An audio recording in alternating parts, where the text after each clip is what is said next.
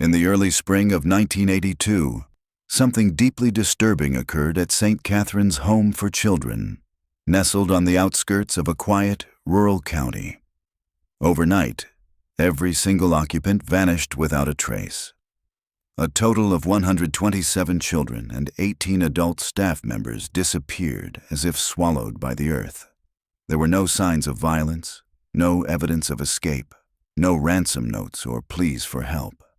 The local authorities issued a brief and vague statement, citing an emergency relocation prompted by a hazardous gas leak. But when reporters and families pushed for specifics, where had they been taken? What facilities received them? Who authorized the transfer? No answers came. There were no follow-up reports, no transportation logs, and not a single surviving witness. Just silence, and a building left behind to rot. For 3 decades, the once bustling building stood lifeless, an eerie monument to a mystery long buried. The windows were covered with wooden boards, the grounds overgrown with weeds, and whispers of the past hung in the air like cobwebs.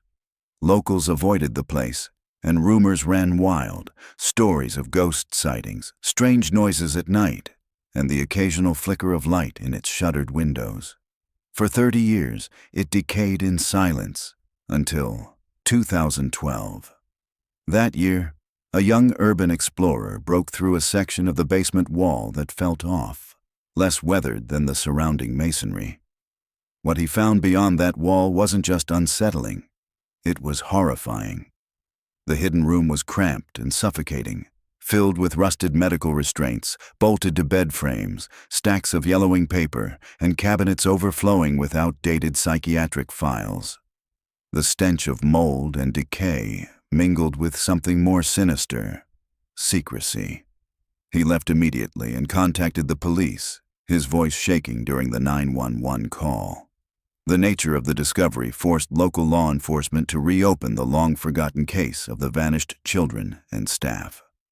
Among those assigned to the investigation was Deputy Sheriff Sarah Manning, a seasoned officer in her early 40s with a reputation for sharp instincts and a calm under pressure. That Tuesday morning, she was midway through her 3rd cup of bitter black coffee when the station door swung open. A young man stepped in, carrying a worn-out backpack slung lazily over one shoulder, his nails packed with grime, and his face pale as if he hadn't seen sunlight in days. He moved with a jittery, hesitant energy that raised Sarah's instincts instantly. Sarah barely glanced up from her paperwork. Her desk was a battlefield of half-completed incident reports: 2 domestic disturbances, 1 case of public intoxication, and a report about someone stealing an inflatable Santa from a front yard. Typical for their sleepy corner of the county. The kid looked barely 22. He had the wiry build of someone who spent more time in front of a screen than in the sun. While he fidgeted nervously at the front counter, Sergeant Miller wrapped up a tedious call regarding a stolen stop sign from the nearby highway. "Can I help you?" Miller asked, his tone carrying the weary brusqueness of someone already done with the day. He hung up the phone with a definitive clack. The young man cleared his throat. I don't want any trouble," he began, eyes darting between them. "But I was checking out this old building last night and I found something I think you really need to see." Sarah's pen paused mid-sentence. In their area, urban explorers weren't a rare sight. The county had its fair share of abandoned warehouses, old schools, and shuttered homes. Most kids ventured in for thrills or photo shoots, but something about this one, his tone, his twitchy demeanor, set her on edge. "What kind of something?" Miller asked, already sounding annoyed. The young man, who would later identify himself as Tyler, reached into his backpack and pulled out a thick manila envelope bulging with papers. "I was at St. Catherine's," he said quietly. "You know, that old orphanage that's been closed forever." The name sent an involuntary shiver through Sarah. It had been years since anyone mentioned St. Catherine's in conversation, and even longer since it had made the news. "That place is off limits," Miller warned. "There are signs posted all over. Trespassing is a criminal offense." "I know," Tyler said quickly. I didn't mean to break the law. I had to show someone this. His hands trembled slightly as he opened the folder and began spreading photographs across the counter. Each Polaroid captured a scene worse than the last. A small concrete chamber littered with debris, steel bed frames with cracked leather straps, rows of filing cabinets left to rust, and stacks of crumbling paper. Sarah's reaction was visceral. She stood so abruptly that her chair crashed into the wall behind her. In 4 quick strides, she was at the counter, boots striking the linoleum with purpose. The images made her stomach churn. It looked like a psychiatric ward frozen in time, only smaller and hidden behind a wall no one was supposed to breach. "Where exactly did you find this?" she asked, forcing calm into her voice. Tyler pointed to one of the photos. "Basement, East Wing. There was a section where the brickwork looked newer, like it had been redone. I thought it was weird, so I took a closer look. When I tapped on it, it sounded hollow. I used a crowbar to pry a bit, and the wall collapsed. Behind it, that room." Another image showed the broken wall, chunks of mortar and stone littering the ground, revealing a pitch-black opening just beyond the frame. "How big is this room?" Sarah asked. "Maybe 12 by 15 feet. Not huge, but it's packed. I didn't even get through half of it. There are files, ledgers, charts, and treatment logs. And some of the names." He trailed off, his face going pale. Miller leaned over to get a closer look. "Names of who?" "Children," Tyler said quietly. "Young kids. Really young. And the stuff they were being treated for. It's not normal. It didn't make sense. Some of the evaluations said they were dangerous or mentally unstable, but you read between the lines and it looks like these were just normal kids." Sarah scrutinized the photos again, zooming in on one document with a visible header. "Patient Transfer Authorization, St. Catherine's Psychiatric Evaluation Unit." Her heart dropped. Psychiatric Evaluation Unit. St. Catherine's had always been known as an orphanage, just a place for abandoned or displaced kids. She remembered stories from older locals who'd grown up with it in operation. Stories about strict nuns and silent halls, but nothing suggesting what this photograph revealed. "Did you take any of the original documents?" she asked sharply. Tyler nodded and dug deeper into the folder. "Only a few. I didn't want to mess up the scene. But these looked important." He handed her 3 faded sheets. The pages were thin, delicate from age, the text printed in fading ink. The first document was a medical assessment dated March 15, 1981. At the top was the name Sarah Michelle Garrett, age 7. The diagnosis: severe developmental delays, unpredictable aggression, and a recommendation for immediate psychiatric admission. But in different handwriting, scrawled in a rushed and darker ink along the margin, someone had added, "Normal development. Healthy behavior. Transfer due to lack of space." Sarah read the note twice, her mouth going dry. The implications were clear. This girl was not sick. She was labeled and relocated to free up space. The second document was even worse. In February of 1982, just months before the supposed gas leak that led to the mysterious evacuation of St. Catherine's Home for Children, a record noted that 23 children, ranging in age from 5 to 12, were relocated from the general population to a facility designated for specialized care. At first glance, the move seemed procedural, but the next document Sarah examined made her hands tremble. It was a chart, stark and unadorned, listing 47 names with corresponding ages. Next to each name were annotations. Some were marked transferred, others processed. And next to processed, someone had scrawled dates, some crossed out, some circled, and cryptic numerical codes under a column labeled disposition. At the bottom of the page, in handwriting identical to the margin notes from the earlier document, the one that exposed the truth about Sarah Michelle Garrett, was a final line that pierced through the cold bureaucratic language like a scream. It read, "God forgive us.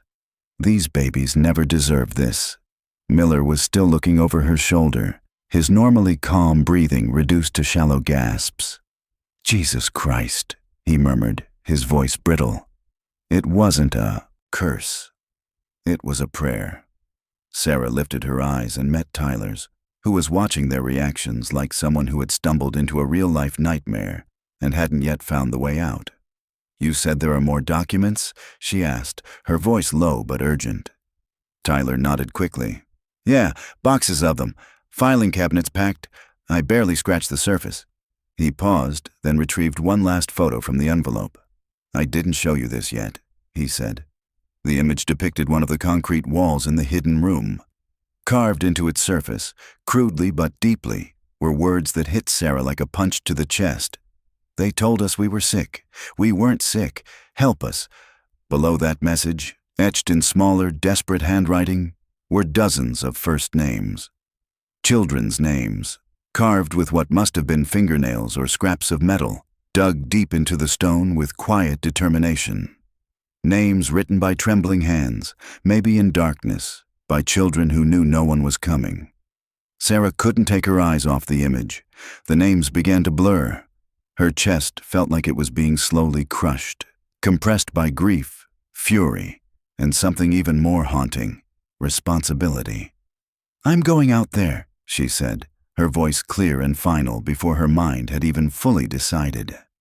Miller stepped in front of her, brow furrowed. "Sarah, this is bigger than us.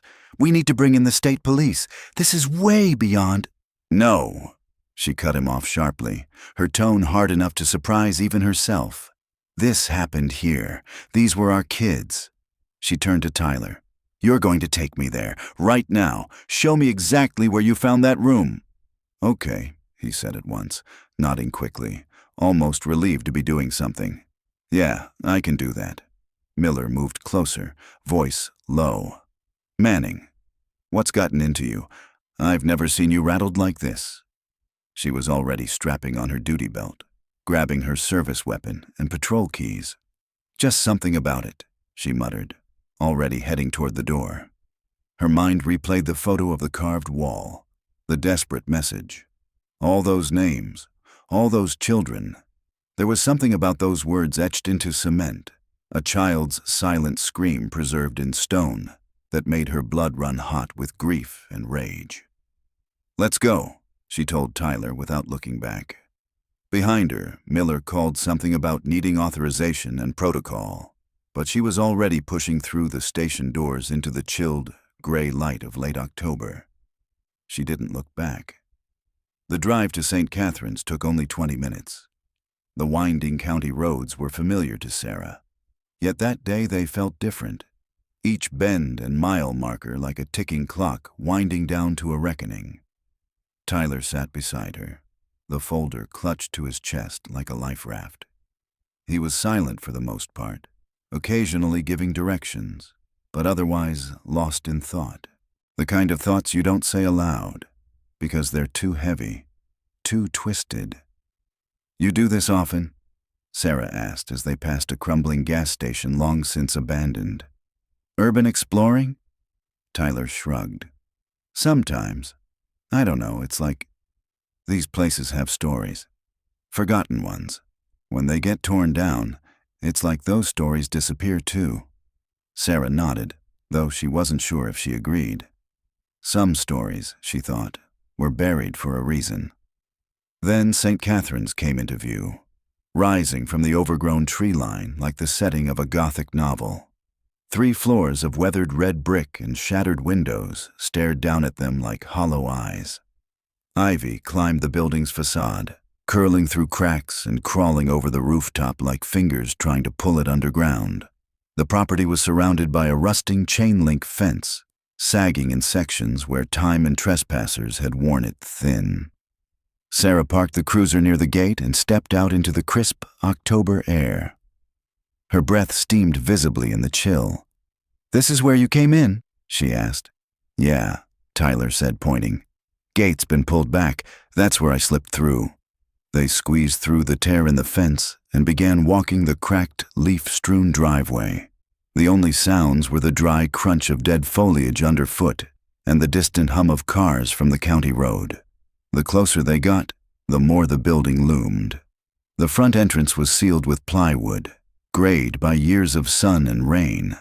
Tyler led her to the side of the building where one of the boards had been pried loose, revealing a rusted doorway. "This is how I got in. The door was unlocked. Looks like someone's been through here before me." Inside, the building was a different world. The scent hit Sarah first.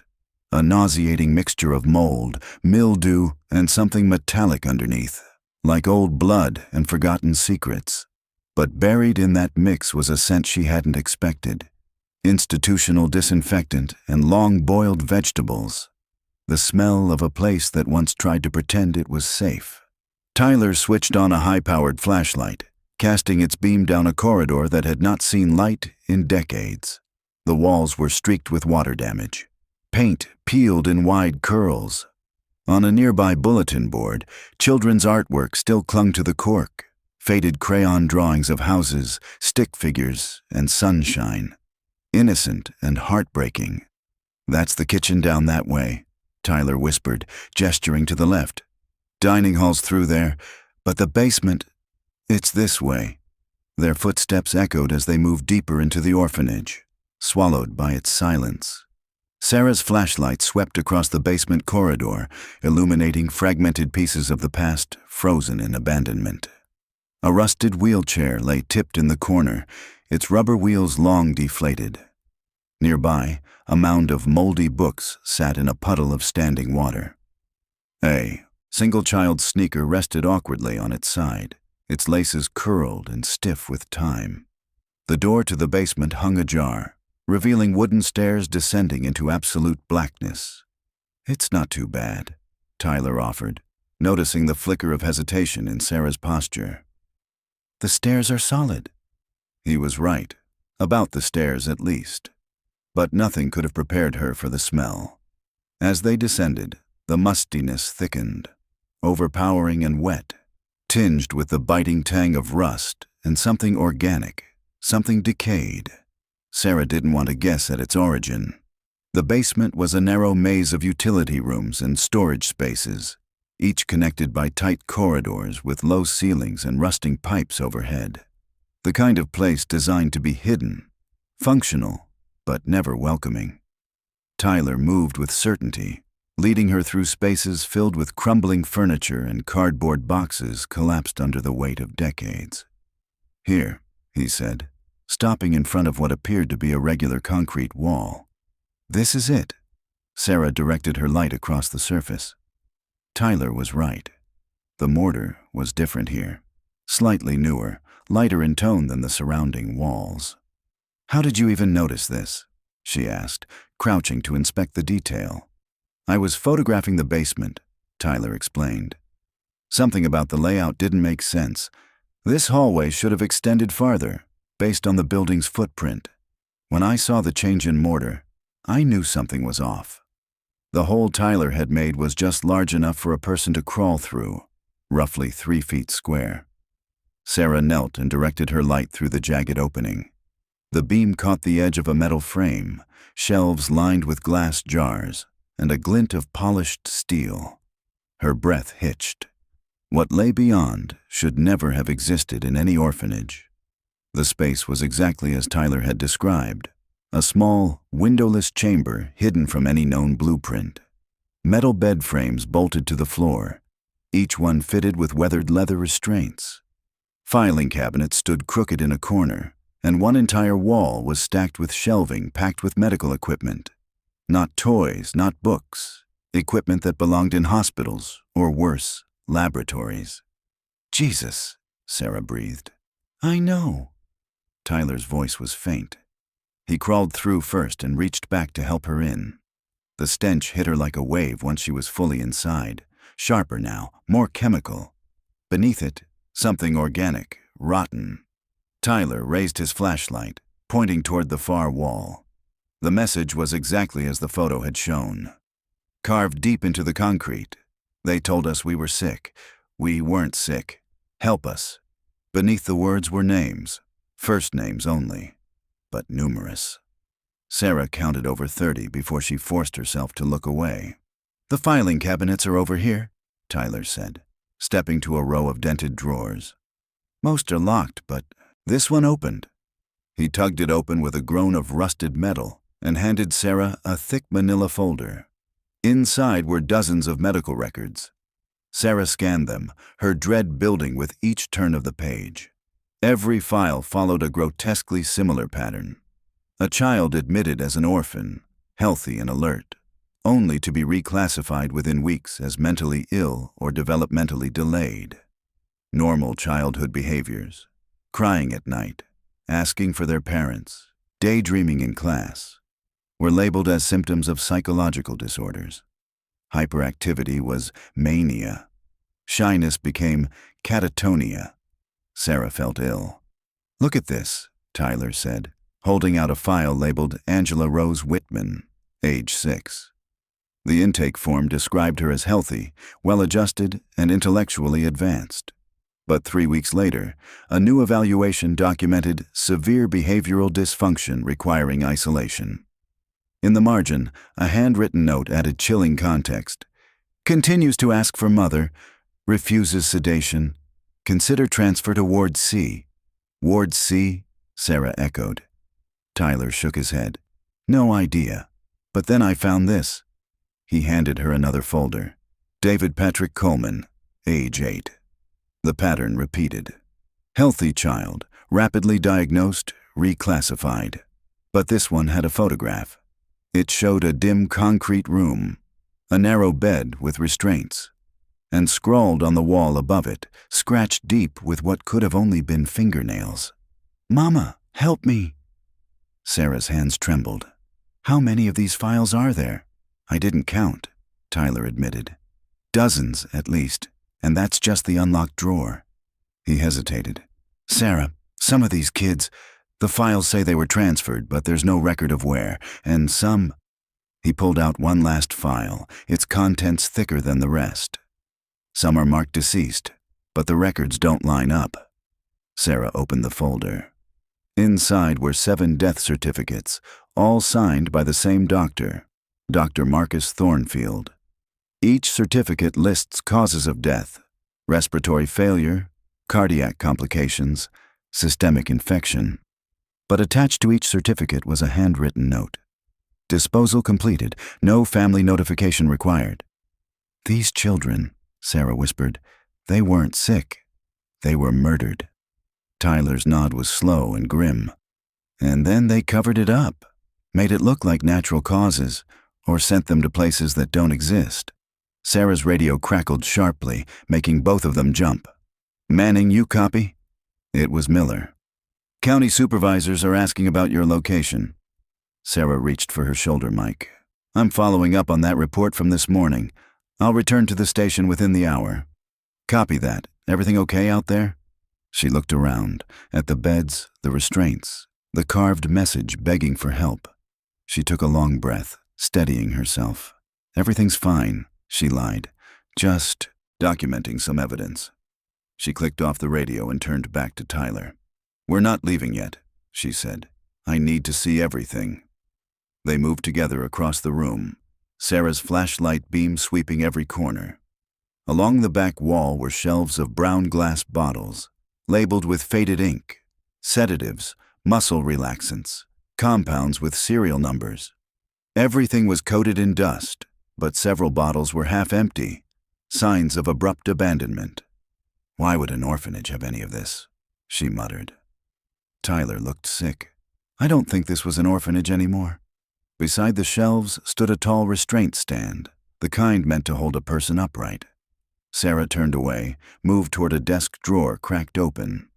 Inside were syringes, treatment index cards, and logs of dosages.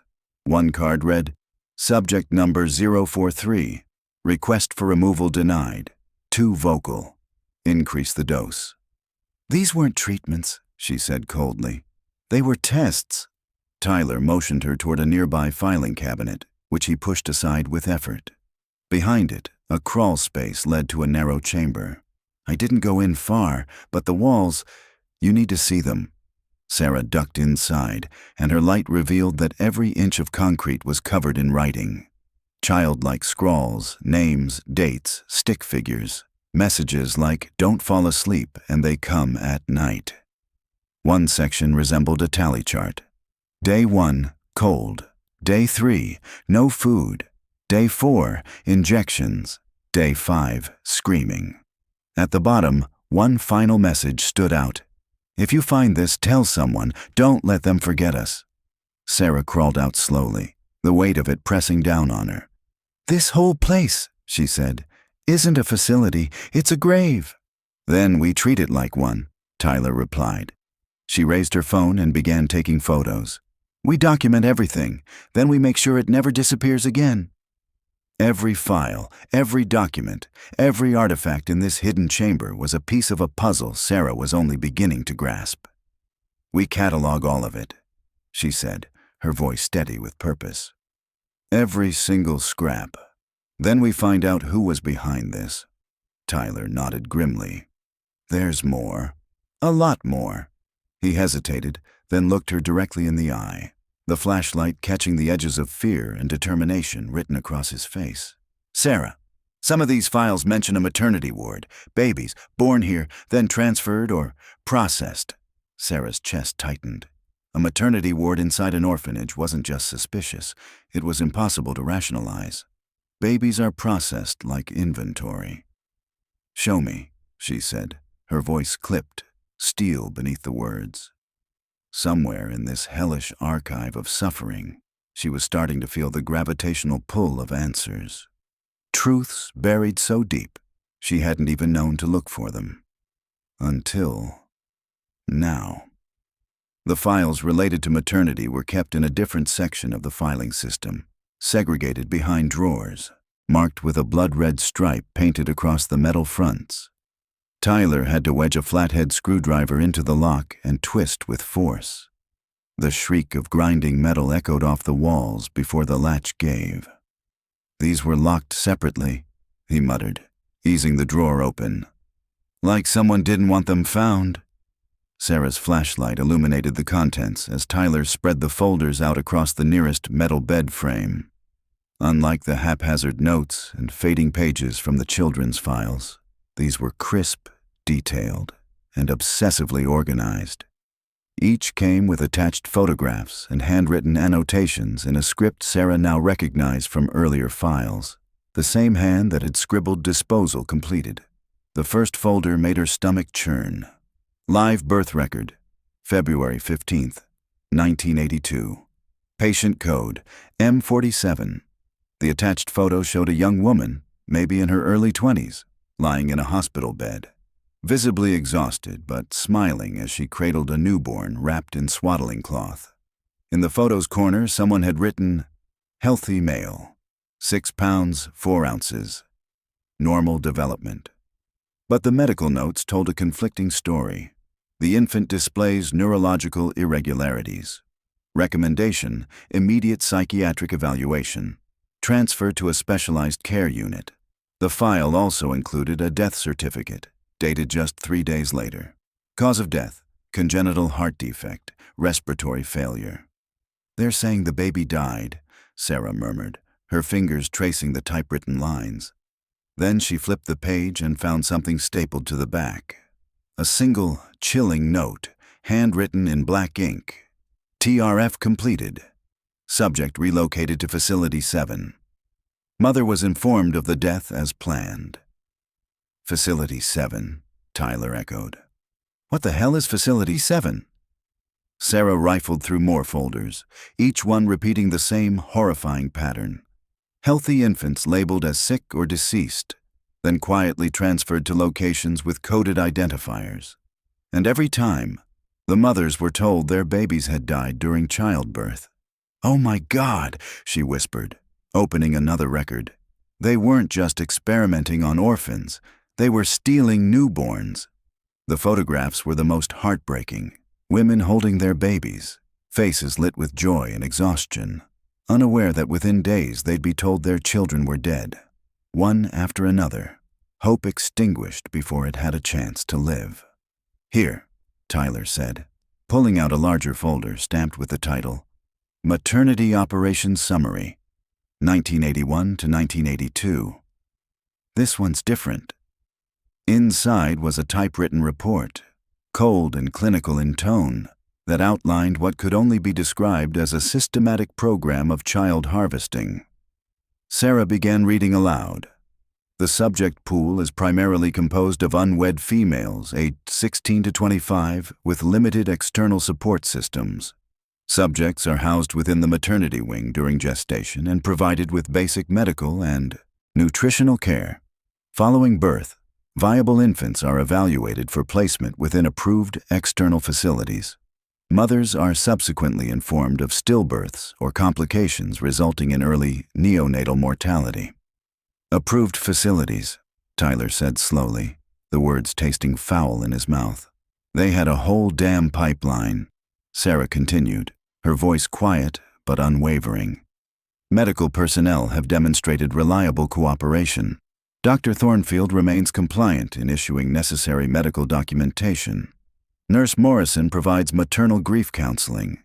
Administrative oversight by Director Margaret Walsh maintains full operational discretion and security. Sarah stopped reading. Walsh, she said aloud. That name? She flipped to the final page and found the signature.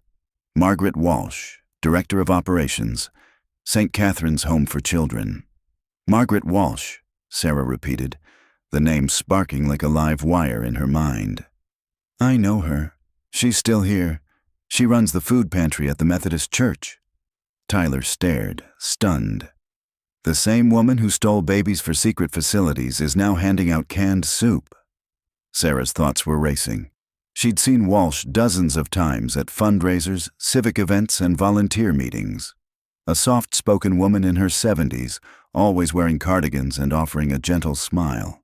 The idea that she had once overseen this institutional theft, was almost too much to process. We keep digging, Sarah said, her voice tight. If she's still here, there may be others. People who helped her, people who still know. They worked quickly, methodically. Sarah photographed every folder, every note, every page that bore a signature or date. The scale of the operation became more horrifying with each new document. Over a period of just 15 months, 43 babies had been born within the facility's maternity wing. The official records listed 37 of them as deceased, but the handwritten notes told a different story. 37 infants, all healthy, had been declared dead and sent away. Look at this, Tyler said, lifting a thick bundle of papers. This one's full of correspondence. It was a file unlike the others. Letters exchanged between St. Catherine's and various organizations, psychiatric institutions, medical research centers, and even private adoption agencies labeled as special needs placement facilities. One letter, dated January 1982, was particularly chilling. We are prepared to receive up to 15 additional subjects this quarter. Transportation coordination is to remain off-record. Facility 7 will accept priority cases. Sarah felt the temperature drop as she read the letter again. Facility 7, priority cases. This was never just about sheltering children, she said. This was about profit, control, disposing of the unwanted and exploiting the vulnerable. Tyler didn't respond. He was holding another photo, this one of a woman, eyes closed, clearly post-labor. Her wrists were restrained to the hospital bed. The child she had delivered was absent from the frame. Behind another drawer marked supplemental reports, they found additional documentation, coded manifests for outbound transfers, signatures from state-appointed liaisons, even a shipping invoice addressed to an unnamed facility in upstate New York. The document didn't list children. It listed numbers, ages, categories, subjects under 3 months, 12 units, special handling required. Sarah sifted through a final bundle of forms, some handwritten, others typed in mechanical block print. One memo, marked confidential, referred to contracted medical studies and alternative behavioral observation. It was clear. These infants weren't just sent away, they were used, repurposed. As they worked, a noise from above made them freeze, a faint creak, like a footstep on the wood. Sarah turned off her flashlight immediately, motioning for Tyler to stay silent. The sound came again, closer this time. Then silence. They stood still, barely breathing, the horror of what they'd uncovered suddenly joined by a new fear. Someone else was here. Sarah unholstered her weapon, motioning toward the passage they'd used to enter the chamber. For 2 full minutes, they waited. Nothing. Finally, Sarah whispered, "We're not alone." Tyler nodded, clutching one of the heavy folders to his chest like a shield. "We're taking these," Sarah said, "but we're also coming back, with backup, with the press, with people who won't look the other way." Tyler swallowed hard but nodded. They can't hide this anymore. Sarah took one final look at the rows of files they'd yet to read, the photos of babies never claimed, mothers never told the truth, the machinery of a quiet, bureaucratic horror that had run undetected for decades. "Let's go," she said, stepping into the dark corridor beyond. "It's time the world heard what happened here." The final document in Sarah's hands made her skin crawl. "Payment of $5,000 per healthy infant remains acceptable," it read, "with bonus compensation for subjects under 6 months of age. As always, complete documentation erasure is guaranteed." "They were selling them," Sarah said, her voice a dry whisper.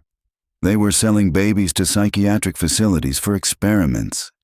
Tyler's face drained of color, and the mothers, they never knew. "They thought their babies had died," Sarah murmured, the words heavy and sharp. Something inside her chest cracked, an emotion too deep for grief, too cold for rage. This wasn't paperwork. This wasn't theory.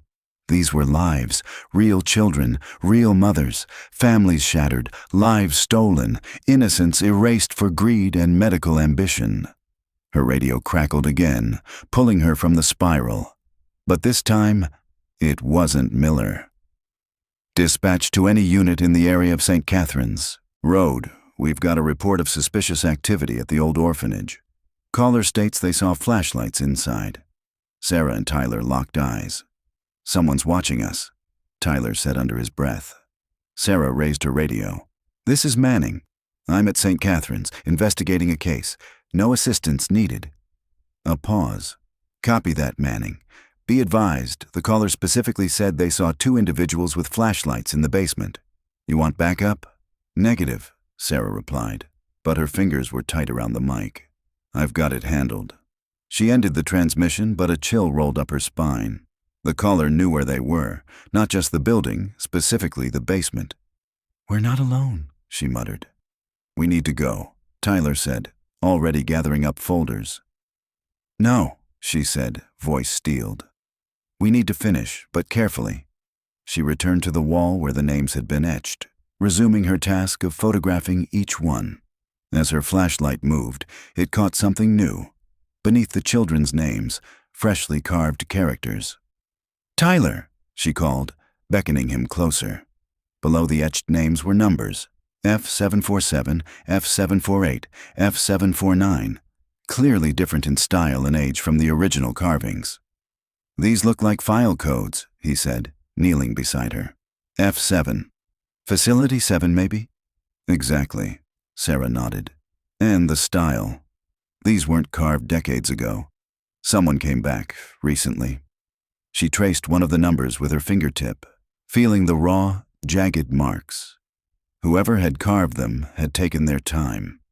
Beneath the numbers, almost invisible, were 2 more words. "Find us." Sarah exhaled slowly. Someone survived. Someone was taken, and came back to leave this message. Tyler was snapping photos when they both heard it, a distant door slamming somewhere above. Sarah froze, listening. Footsteps, slow, deliberate, moving across the main floor. She unholstered her weapon and motioned for Tyler to stay back. "This is Deputy Sheriff Manning," she called, her voice echoing. "Identify yourself." The footsteps stopped. A beat passed, then another sound sent ice through her veins. The creak of the basement door closing, followed by a metallic click. "Shit," Tyler whispered. "They locked us in." Sarah tried her radio. Static. The concrete walls strangled the signal.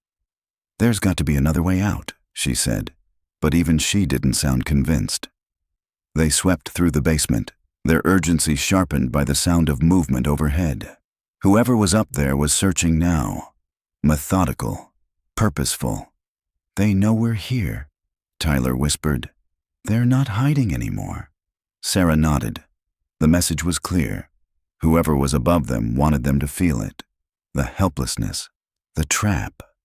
She adjusted the radio frequency, finally catching a weak signal. "Dispatch, this is Manning. We have an intruder. Basement access. Compromised. Request immediate backup." "Copy, Manning," the dispatcher replied. "Units en route. Estimated arrival, 8 minutes. 8 minutes. Sarah surveyed the space. The only entrance was the hole in the wall they'd crawled through. If someone came down here, there was no way out. Then came a new sound, metal dragging across the floor above them. "What are they doing?" Tyler asked. Sarah's stomach clenched. "They're barricading us in." They listened, powerless, as furniture scraped and thudded against the basement door. Someone was sealing them inside. When the sounds finally stopped, the silence pressed in like a weight. Tyler looked toward the passageway leading out of the hidden room. "If we can't get through the main stairs, maybe we can find another access point. Some of these older buildings had service tunnels or coal chutes." Sarah nodded, considering the possibilities. She kept her weapon drawn, every muscle tense. "We stay low, we stay quiet, and we don't split up." They moved cautiously, the flashlight beam darting ahead with every step. Sarah kept her ears trained on the sounds above. The intruder wasn't just wandering now. They were pacing, moving back and forth, listening maybe.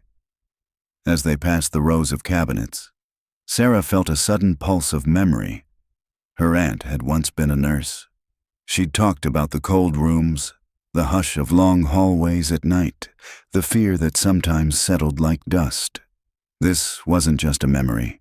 This was generational trauma, revived. Tyler stopped beside a cracked panel in the wall. "This might be something," he whispered, brushing away cobwebs. A faint seam traced a square outline. "Try it," Sarah said. She kept her eyes on the corridor as Tyler pried at the panel with a piece of broken metal. After a minute of straining, the panel popped open, revealing a crawl space, tight but passable. A sudden thud above startled them both.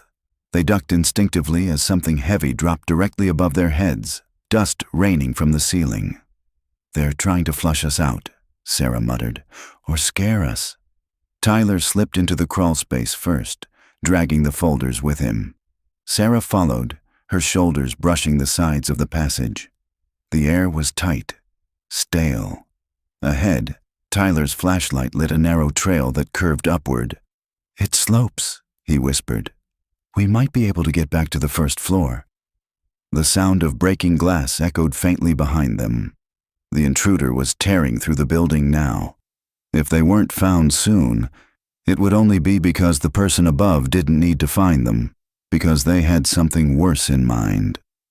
They reached the end of the crawl space and emerged into what looked like an old storage area. Rusted shelves, discarded janitorial equipment, and rows of broken chairs.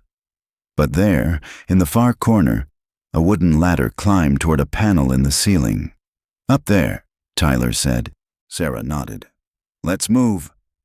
As Tyler climbed first, the building shuddered slightly, just enough to raise a new fear. Would the structure even hold? How much longer could this place keep its secrets before collapsing under their weight? Tyler pushed on the panel. It gave way with a creak, revealing a dusty hallway lit faintly by moonlight seeping through broken windows. "We're back on the main floor," he whispered. Sarah emerged behind him, pulling the hatch closed as quietly as she could. They crouched in the shadows, listening. Footsteps. Closer now, just down the hall. They ducked into a side room, breath shallow. The light of a flashlight swept past the doorway. Heavy boots stepped into view. Sarah recognized the silhouette instantly. Broad shoulders, stiff stance. Not a random prowler. Someone trained. Someone sent. She raised her radio again, forcing her voice to be calm. "Dispatch, this is Manning. The building is not secure. We have a hostile intruder, possibly armed. Urgent assistance required." "Copy, Manning. Units are 3 minutes out." Sarah looked at Tyler.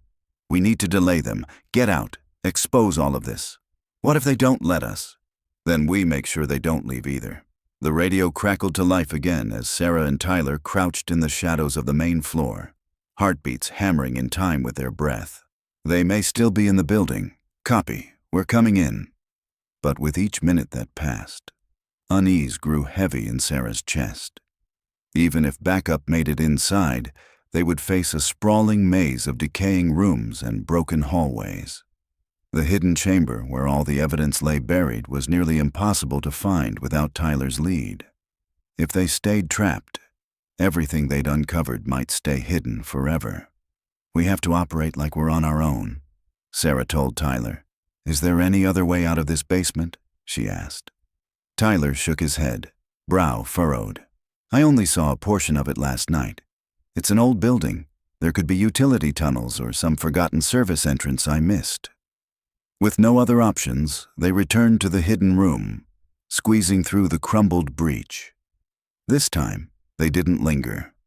Their flashlights swept wide arcs as they searched, room by room.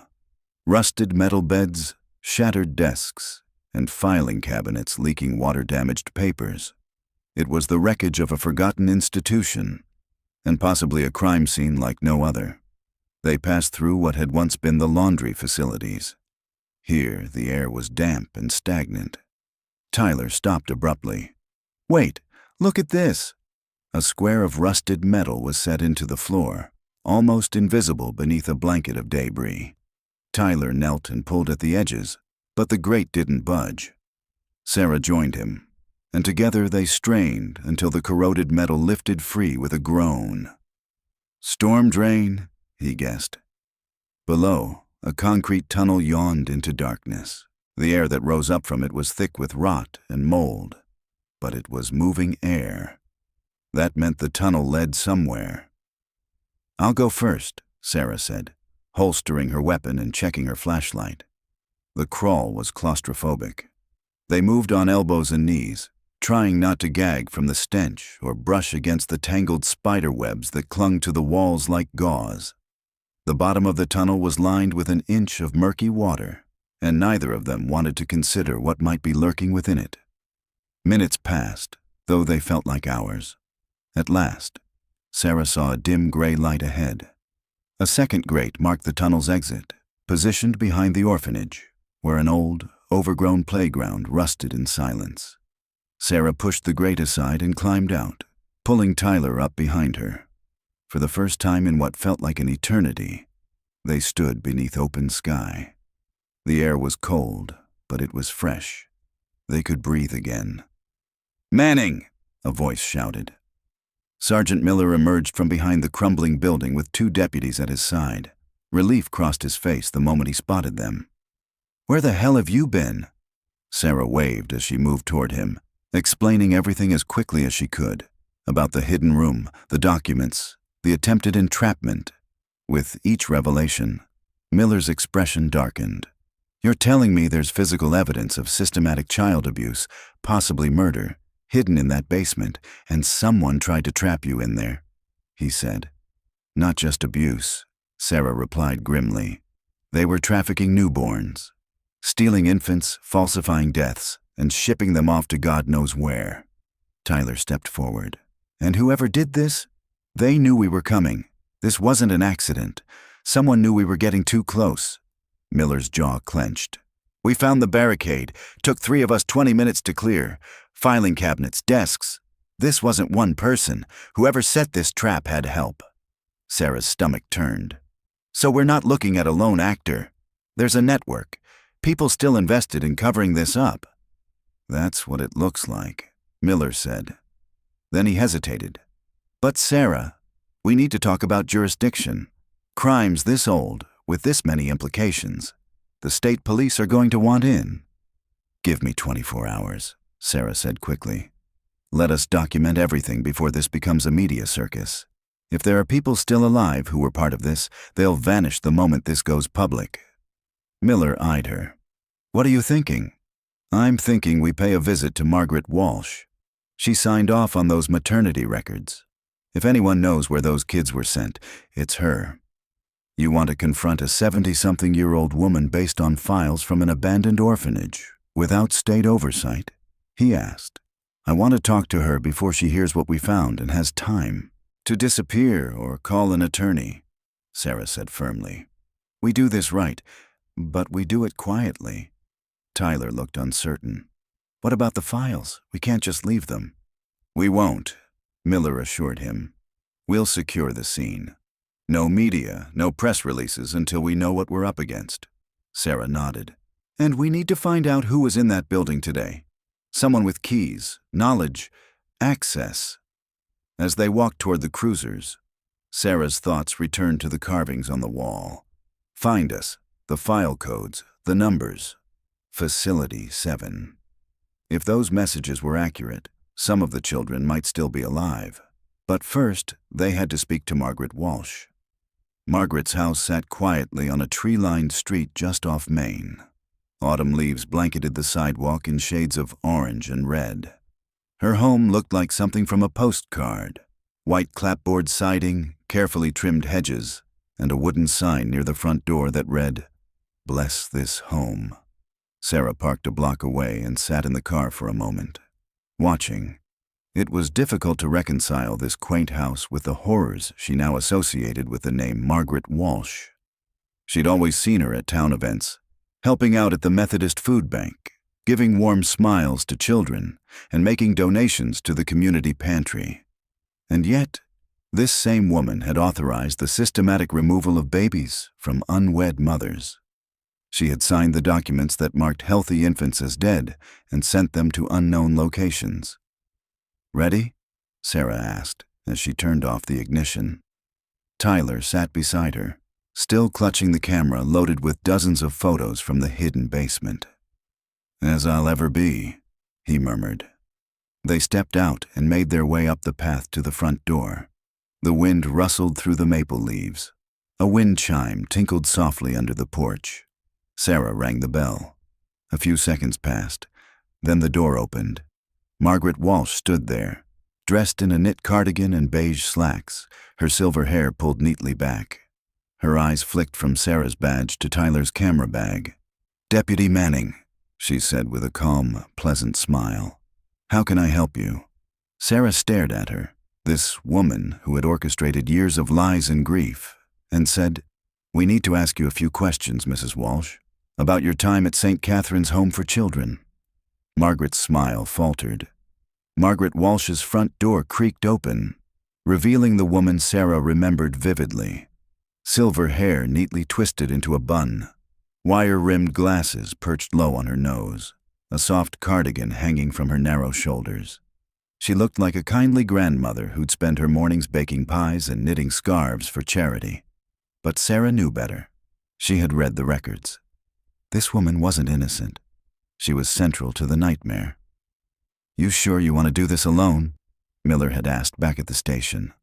Walsh might clam up or call a lawyer the second she sees a badge. Sarah had nodded. A lone deputy dropping by for questions felt less invasive than a formal interview under fluorescent lights. She needed Walsh relaxed, disarmed. She needed the woman to feel safe until it was too late to protect the truth. Standing on the front step, Sarah offered a practiced smile. "Good afternoon, Mrs. Walsh. I was hoping you might have a moment." "Deputy Manning," Walsh greeted her warmly. "What a pleasant surprise. Is everything all right?" "Just some old paperwork related to your time at St. Catherine's. I'd love to ask a few questions if you're available." "Oh, of course, dear. Come in.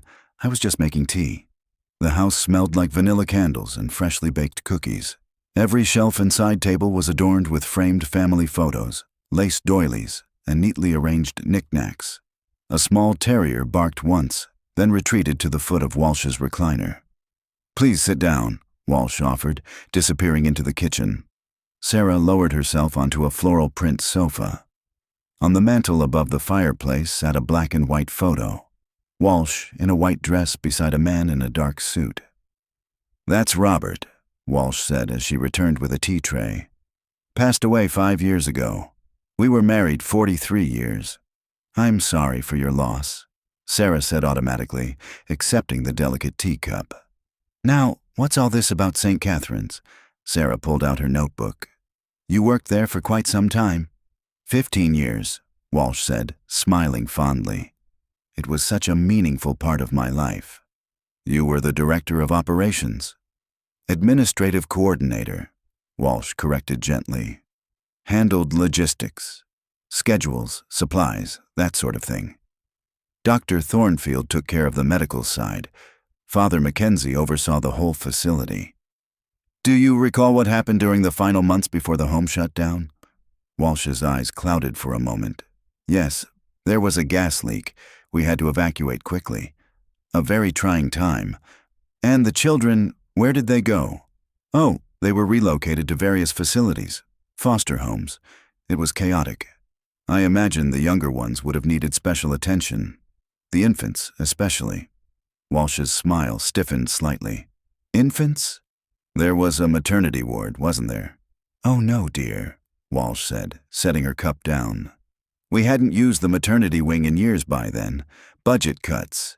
Expectant mothers were sent to the county hospital." Sarah kept her voice calm. "Interesting. Because we recently uncovered some medical files suggesting live births were still happening at St. Catherine's in early 1982. For the first time, Walsh hesitated. "Where did you find these records?" she asked, the warmth in her voice slipping. "Hidden in a sealed room in the basement," Sarah said, watching her closely. "They weren't as destroyed as some people might have hoped." Walsh's fingers tightened around her cup. "Those documents were supposed to be handled properly. Patient confidentiality." "Yes, and it's very important," Sarah interrupted. "Especially for mothers who were told their babies died when they were actually transferred elsewhere." Walsh went rigid.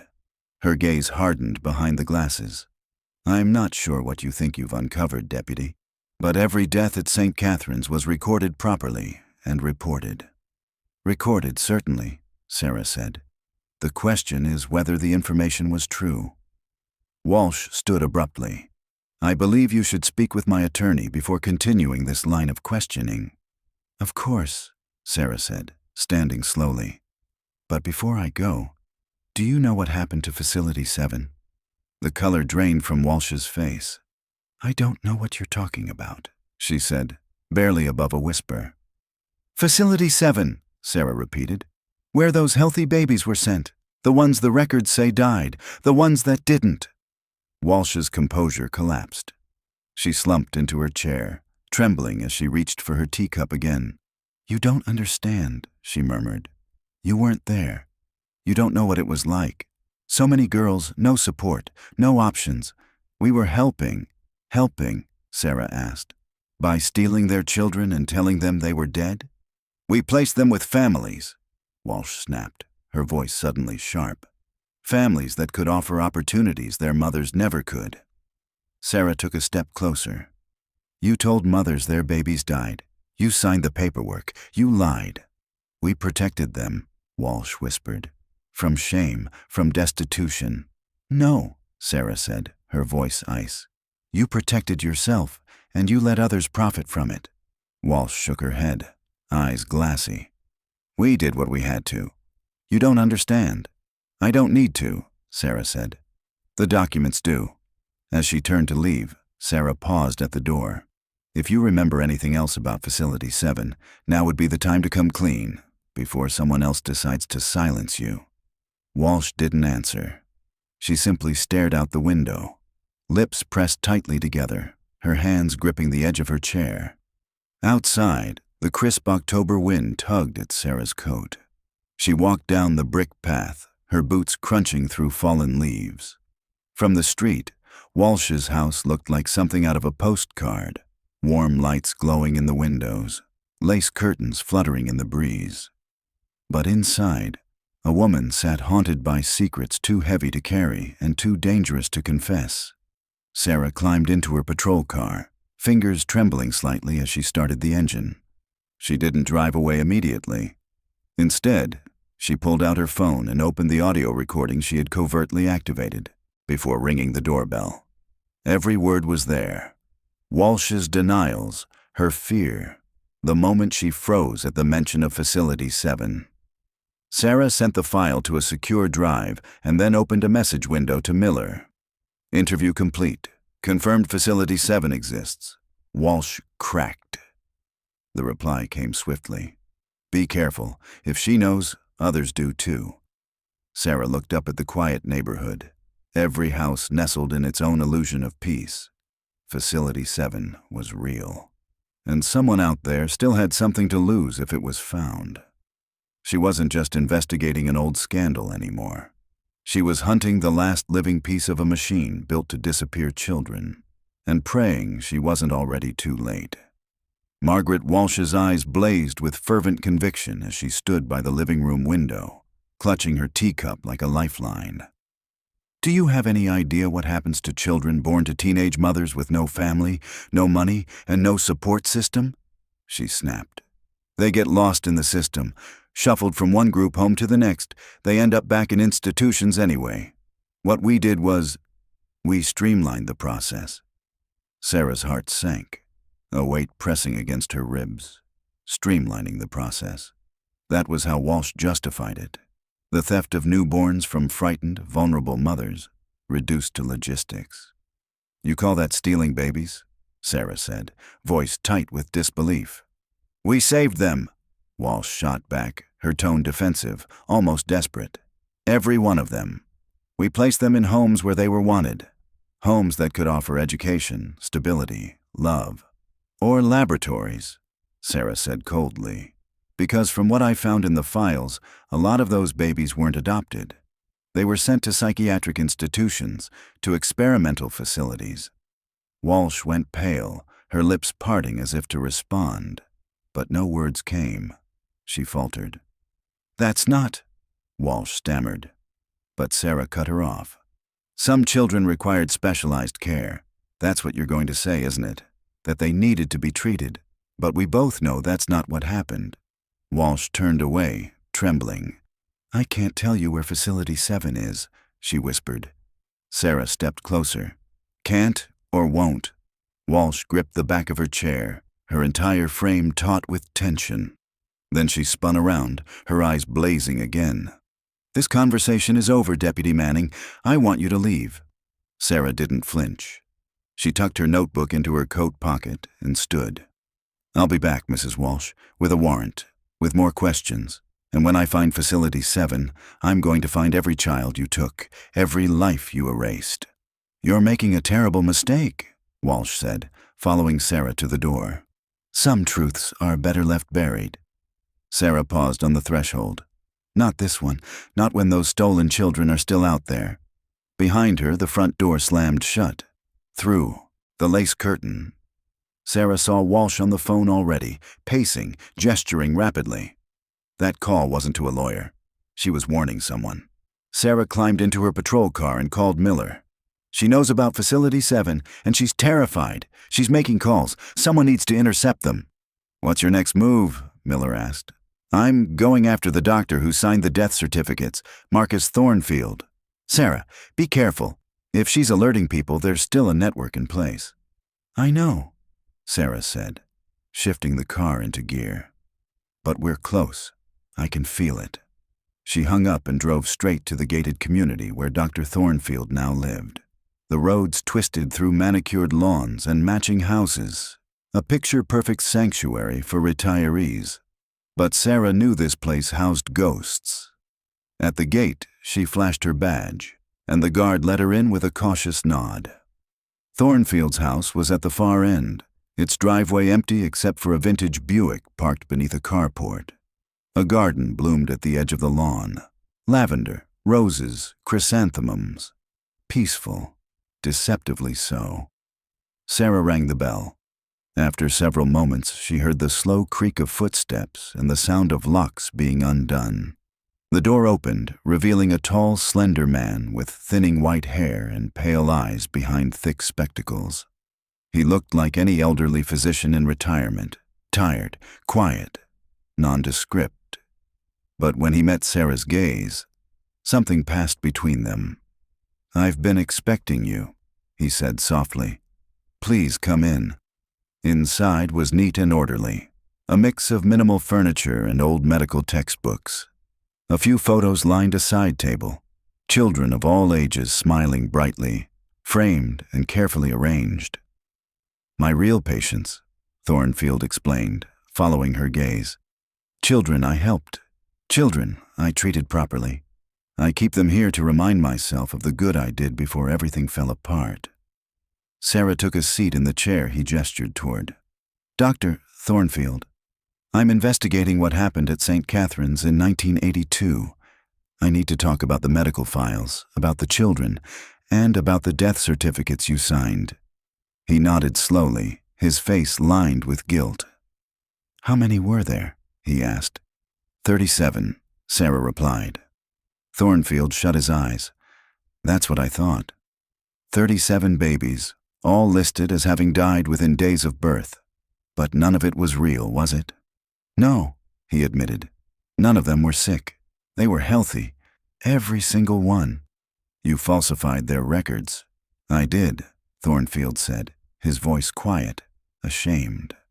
"But I didn't do it alone. Tell me about Facility 7. He hesitated, and Sarah could see the conflict play out in his eyes. "It wasn't supposed to be this way," he said finally. "Facility 7 originally it was meant to be a medical sanctuary, a place where high-risk children could receive care that normal institutions couldn't offer. But it turned into something else." "Yes," he said. "It became a warehouse, a testing ground. Some were sent to private families, yes, but others, they were lost in the system, shuffled between facilities, monitored, studied, like lab rats." Sarah felt her jaw clench. "And the mothers?" "We told them what they needed to hear. Complications, infections, birth defects. We lied to every single one." "You lied to the state, to grieving mothers. You stole lives." Thornfield nodded, pain written deep across his face.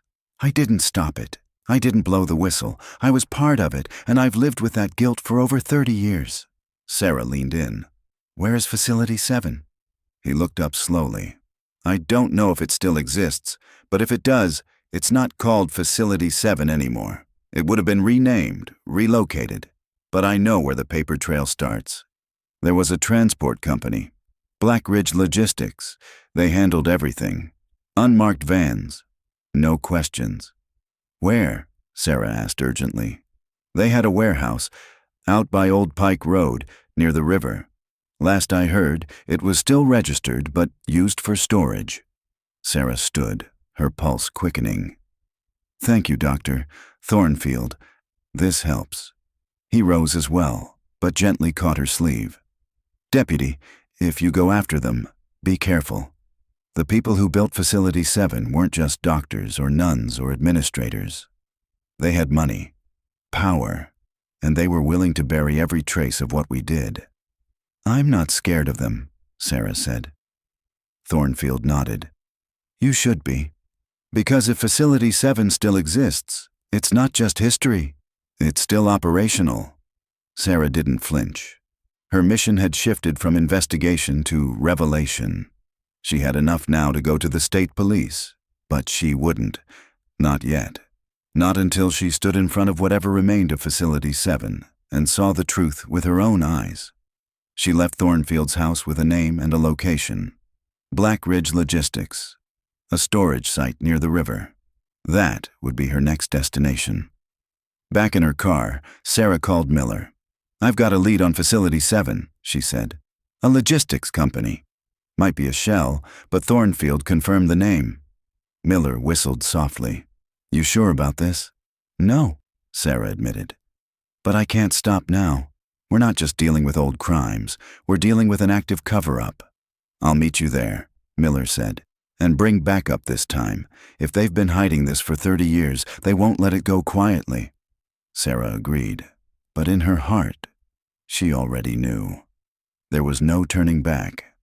Dr. Thornfield stood by the window, his frail frame silhouetted against the neatly landscaped grounds beyond the glass. His voice, thin and weary, trembled with a weight carried too long. I need to confess something, though I know it won't redeem me. I stayed silent when I should have spoken. I watched helplessly. No, I chose to be helpless. While children were taken away under false pretenses, while innocent infants were labeled deceased and vanished into thin air. It's haunted me every single day since. He turned slightly, his back still to Sarah, eyes fixed on the perfectly trimmed hedges outside. When I first joined St. Catherine's, everything seemed noble. It was about giving shelter to the unwanted, abandoned children and girls forced out for being pregnant.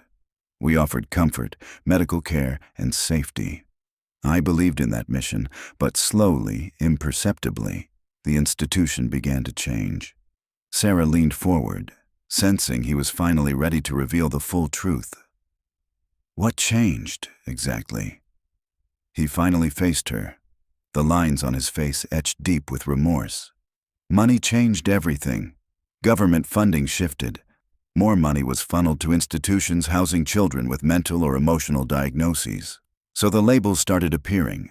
Children who had trouble sleeping, who cried at night, who were defiant in class. They were categorized as emotionally disturbed or developmentally delayed. It wasn't medicine. It was manipulation. But it didn't stop there, did it?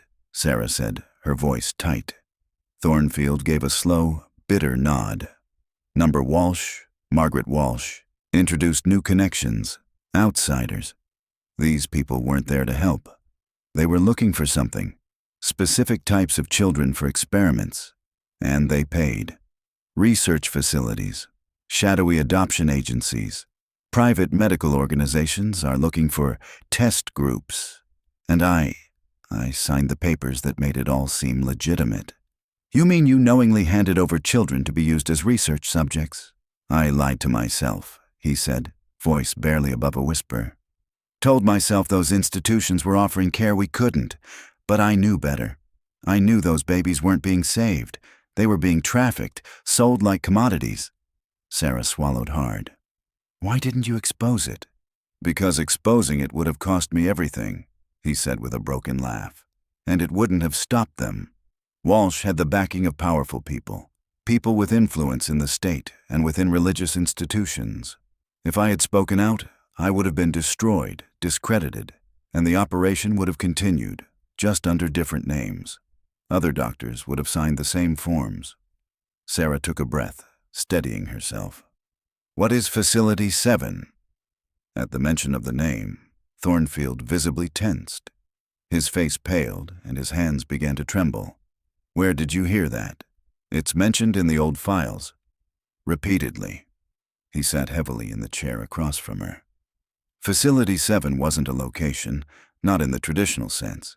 It was a designation, a coded term used within a broader research initiative, a multi-institutional operation backed by both private investors and covert government agencies. When a child was marked for Facility 7, it meant they were assigned to long-term experimental programs. They'd be relocated across the country, sometimes overseas, to be tested, observed, controlled. What kind of programs? She asked, almost dreading the answer. Behavioral modification, he said. Experimental pharmacology. Psychological warfare studies. Some were isolated in controlled environments to study sensory deprivation. Others were subjected to mind-altering drug trials. They were orphaned, or the system made them so. Mothers told their babies had died. It was the perfect cover. No one came looking. Sarah felt bile rise in her throat. And how many facilities were involved in this? I don't have a definitive number, he said, but it spanned at least 8 states that I know of. The children were deliberately moved often, no consistency, no lasting attachments. They didn't want them forming bonds or developing a sense of identity. Are any of them still alive? Some, he said, his voice growing softer. They'd be adults now, but they've spent their lives institutionalized or placed under identities created for them. Most have no idea who they really are.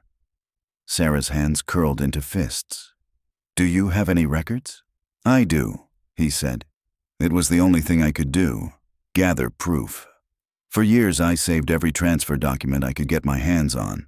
Names, case numbers, facility networks, correspondence between directors.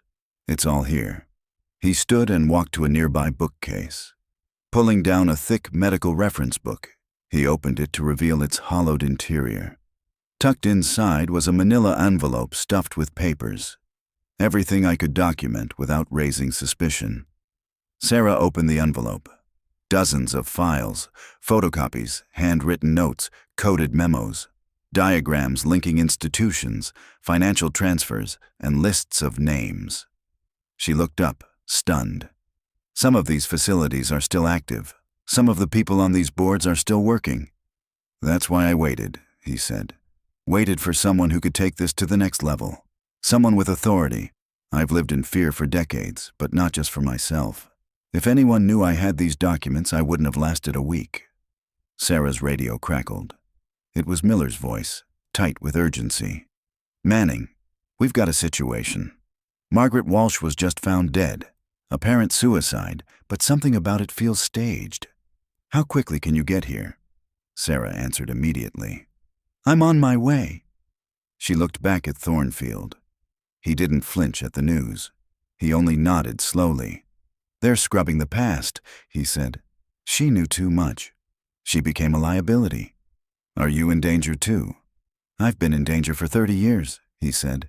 But maybe now, the truth will finally come out. Sarah tucked the envelope under her arm. You need to come with me. You're the only living witness who can testify. He shook his head. If I step outside with you, I'm a dead man, and then the records vanish with me. But you can still find the others. You can give them back the names and lives they never got to live. You can expose what they did. Sarah paused. I'll find them. I swear it. Outside, the late afternoon sun was beginning to cast long shadows across the carefully manicured lawns. Sarah paused just beyond Thornfield's door, clutching the envelope like a lifeline. The weight of what she now carried was immense. Not just physical evidence, but the burden of truth, of justice, delayed far too long. She glanced back once through the small window beside the door. The old man hadn't moved, still staring out as if watching phantoms of the past walk across the grass. As she walked to her car, her thoughts raced. This wasn't just about an orphanage anymore. It wasn't about Margaret Walsh or even St. Catherine's. It was about a network, decades old, rooted deep in the system, built on secrecy and shielded by power. These children had been turned into data points by people who'd smiled in public and lobbied for state funds in private. She drove fast, heart pounding, each mile feeling heavier than the last. Miller needed to know what Thornfield had given her. The team needed to see the documents. They had to move fast. If Walsh was dead, others would be next. Thornfield had warned her. This wasn't over. It had just begun. And somewhere, in institutions with new names and freshly painted walls, the remnants of Facility 7 might still exist, waiting to be uncovered, waiting to be dismantled, waiting to be answered for. As Sarah reached for the doorknob, Thornfield's voice halted her in her tracks. "Deputy," he warned, his tone low and grim. "Tread carefully. You have no idea how deep this goes. The people who supported this operation, they weren't just some rogue administrators. They were shielded by powerful figures, individuals entrenched in government offices who still hold influence today." Sarah gave a solemn nod and stepped outside, the weight of what she'd learned pressing heavily on her chest. As she drove through winding suburban roads toward town, her thoughts churned. Margaret Walsh's sudden death couldn't be brushed off. This wasn't just the tragic end of an old woman overwhelmed by guilt. It was calculated. Someone was tying off loose ends, and Sarah feared she was next in line. When she pulled up to Walsh's tidy home, it had transformed into a scene of controlled chaos. Yellow police tape fluttered in the breeze, cordoning off the property as flashing lights from patrol cars bathed the street in alternating red and blue. A coroner's van was parked in the driveway, and Sarah could see crime scene technicians moving in and out of the front door, their faces expressionless, their gloved hands methodically gathering evidence. Miller stood near the sidewalk, talking to another man. Sarah recognized as Detective Burke from the state police. Sarah walked briskly over. "Miller, what the hell happened?" Miller looked tired. "Neighbor called it maybe an hour after you left. Said they thought they heard a gunshot but didn't think much of it, until they noticed the front door standing open and called 911 gunshot."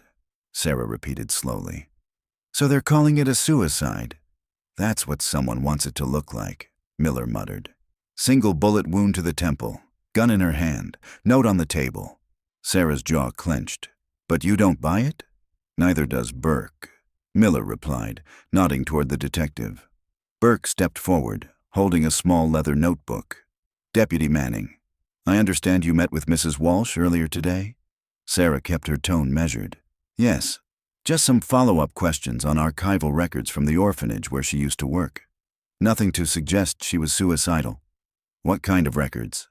Burke asked, eyes sharp. Sarah exchanged a quick glance with Miller before replying. "Mostly administrative, schedules, budget logs, staff rosters. Nothing sensitive." Burke studied her face, clearly unconvinced. "You said she was upset?" "More irritated than anything. She didn't appreciate me digging up history she'd prefer stayed buried, but she wasn't distraught." "Come with me," Burke said, motioning her toward the house. "Tell me what doesn't sit right with you." Inside, the transformation was stark. Gone was the warmth of Walsh's carefully maintained home. In its place, harsh light illuminated every surface. Cameras flashed, techs murmured as they dusted furniture and bagged potential evidence. Walsh's body remained in her favorite chair in the living room, slumped over to one side. A revolver rested on the floor beside her hand. The entry wound to her right temple was unmistakable, but Sarah's eyes narrowed. "She's left-handed," she said aloud. Burke turned. "You're sure?" She poured tea with her left hand. "Wrote with it too, when she signed a church ledger for me earlier." Burke crouched beside the body. "So why is the gun on her right?" "Could have shifted during the fall," he muttered, though his tone lacked conviction. Sarah paced slowly through the room, letting her instincts take over. "Where's the tea set?" "What?" Burke asked, puzzled. "She had tea prepared when I came by. Full service, pot, cups, everything. It was on this table. Now it's gone." Miller frowned. "So someone cleaned up. Why remove that but leave everything else?" "To make it look like she'd been alone," Sarah said. "Someone came after I left, had tea with her, then killed her and staged this whole thing." Burke's face darkened. "Someone she trusted enough to invite inside." He led them to the kitchen, where a handwritten note lay neatly on floral stationery. "Read this." Sarah picked it up. "I can't live with what we did to those children. The guilt has consumed me. I'm sorry for everything that happened at St. Catherine's. May God forgive me." "Sound like the same woman you met earlier?" Burke asked. "Not even close," Sarah replied. "Earlier, she was defiant, defensive. She wouldn't even acknowledge that the maternity ward existed. She was holding firm." "Compare the handwriting," Miller said, holding up a grocery list he'd found stuck to the fridge with a magnet. Sarah squinted at the two samples. They were similar, but not quite the same. The letter spacing, the slant. It was off. "Someone forged this," she said. "Someone who had access to her handwriting, maybe a letter or journal. But this note was meant to convince us she was overcome by guilt." Burke nodded. "So we're dealing with a staged suicide, likely homicide. The question is, who had the motive?" "She made a phone call after I left," Sarah said. "I saw her through the window. She was panicked, pacing." "To whom?" Burke asked. Sarah didn't hesitate. "That's what I need to find out." Reaching into her coat pocket, she pulled out the envelope Thornfield had handed her. "Detective, I need to show you something. This is no longer a routine investigation." She spread the documents across the kitchen table. Scanned death certificates, coded transfer forms, internal memos from psychiatric institutions, and a web of connections leading back to St. Catherine's. Burke read through them in stunned silence. This is a government-sanctioned child trafficking operation. Worse, Sarah said. Some of these children were used in research experiments, behavioral trials, drug studies. They were labeled as mentally ill and then disappeared. And Walsh, Miller added, was one of the last people who could name those involved. Which means her death was no coincidence, Burke finished grimly. Burke picked up the organizational chart and shook his head. This isn't just one orphanage. Look at this. There are transfer points listed in neighboring states. These aren't errors in documentation. These are strategic relocations. They covered every angle. Sarah nodded, her mind racing. Which means this went far beyond Margaret Walsh. She wasn't the mastermind, just the administrative gear keeping things moving smoothly. Miller frowned, glancing at one of the forms. Some of these names, I've seen these hospital logos before. A few of them are still active. How is this not national news? Because the people behind it made sure it never reached the surface, Sarah replied. But now that we've uncovered the files and someone's begun killing to hide it again, that means they're watching us. Burke's eyes darkened. So the people who started this operation may still be out there, and they've just gone to ground again. We need to move fast, Sarah said. We have the files, we have Thornfield's testimony, but the longer we wait, the more time they have to erase the rest. Burke nodded slowly, clearly grasping the enormity of what they'd stumbled into. All right. We'll need to secure this evidence immediately. I'll personally take it to the state lab and get it logged. We also need warrants for every facility on this chart, and we'll need to track down anyone still working at these institutions from that era. And what about the survivors? Sarah asked. The children? If any of them are still alive, we need to find them before the people behind this do. Burke met her eyes. Then we need to treat them like protected witnesses. Start running the names, cross-referencing what we can from the adoption networks, public health registries. Miller chimed in. We can use DMV, social services, parole records, anything to identify patterns, especially those labeled mentally ill or institutionalized from birth. Sarah stared at the documents once more. Somewhere in these files is the answer. These kids aren't just names. They've grown up with stolen identities, in systems designed to erase them. Burke placed a hand on her shoulder. Then let's make sure we find them before history repeats itself. As Sarah stepped away from the burning remains of Thornfield's residence, her phone buzzed in her jacket pocket. She glanced down and saw a text from an anonymous number. The message chilled her to the core. Stop digging or you'll end up like Margaret. Some secrets are worth killing for. Her fingers tightened around the device as she silently handed it to Miller and Burke, both of whom immediately grasped the gravity of the threat. Well, Burke muttered, that answers whether they know you're investigating. Sarah's breath quickened. We need to get to Thornfield. If they silenced Walsh, he's next. I figured as much, Miller said, already pulling out his radio. I sent a unit to his retirement complex 20 minutes ago. Before Sarah could respond, static crackled over the radio. The dispatcher's voice burst through, tight with urgency. All units, we have a 1054 at Sunset Manor Retirement Community. Structure fire in progress. Multiple units en route. Sarah's stomach dropped. Thornfield's residence. She didn't say a word, just turned and sprinted for her car, Miller and Burke close behind. They tore through the city with lights flashing, sirens screaming a warning too late to matter. Her mind was already ahead of them, trying to deny what her instincts screamed. This fire wasn't an accident. When they arrived, the night sky glowed orange above the retirement complex. Smoke billowed from a burning unit, and firefighters moved with practiced urgency. The air reeked of scorched plastic and chemicals. Flames danced across the roof like serpents. The fire chief approached them in the lot, helmet under one arm. Started in the kitchen, spread fast. Might have been a gas leak, but it's too soon to say. Was anyone inside? Sarah asked, though she already knew the answer. One fatality. Elderly male. Looks like he never made it out of the kitchen. Sarah turned away, momentarily overcome. 2 witnesses gone within hours. The people behind St. Catherine's weren't just covering their tracks. They were erasing them.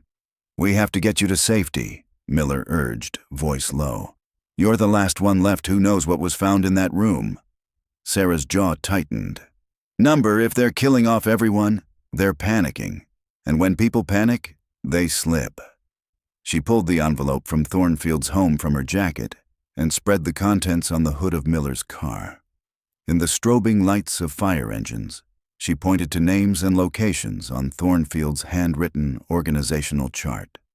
Some of these facilities are still active. Burke leaned closer, scanning the names. I know some of these. They're connected to high-level officials. This isn't some rogue group of bad actors. This is institutional. Which means we don't know who to trust, Sarah said. Not until we dig deeper. Before they could speak further, Miller's radio flared to life again. Sheriff's office reporting a break-in. Someone forced entry into the evidence room. Sarah froze. The files from St. Catherine's. They sped back to the station, but the damage had been done. The back door hung ajar, splinters around the lock. Inside, cabinets had been emptied, papers scattered everywhere like fallen snow.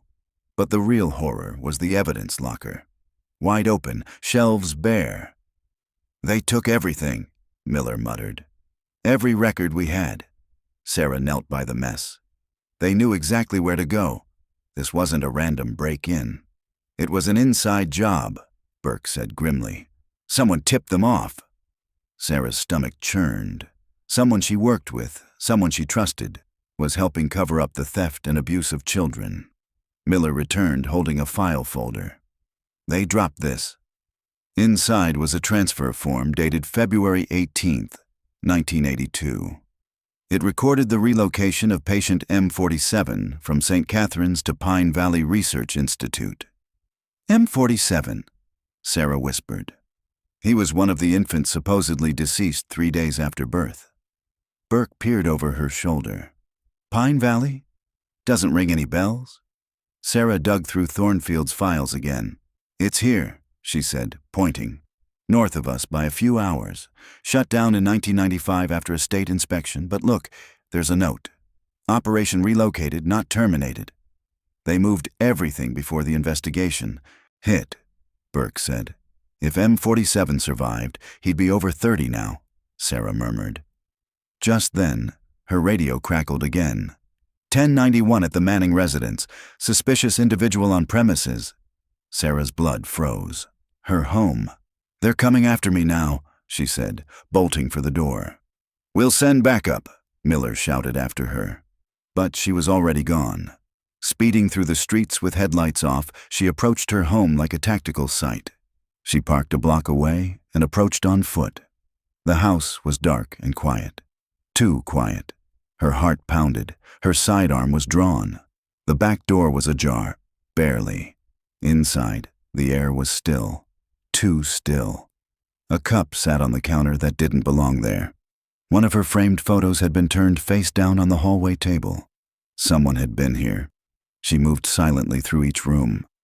It was empty now, but that wasn't the point. They hadn't come to kill her. They'd come to show her they could. On her kitchen table sat a folder. Not hers. Inside were photos. Surveillance shots of her at Walsh's, Thornfield's, even talking with Miller and Burke. All taken today. On top, a handwritten note. Last warning. You're not untouchable. She stared at the words for a long moment. Then the fear melted into fury. She called Miller.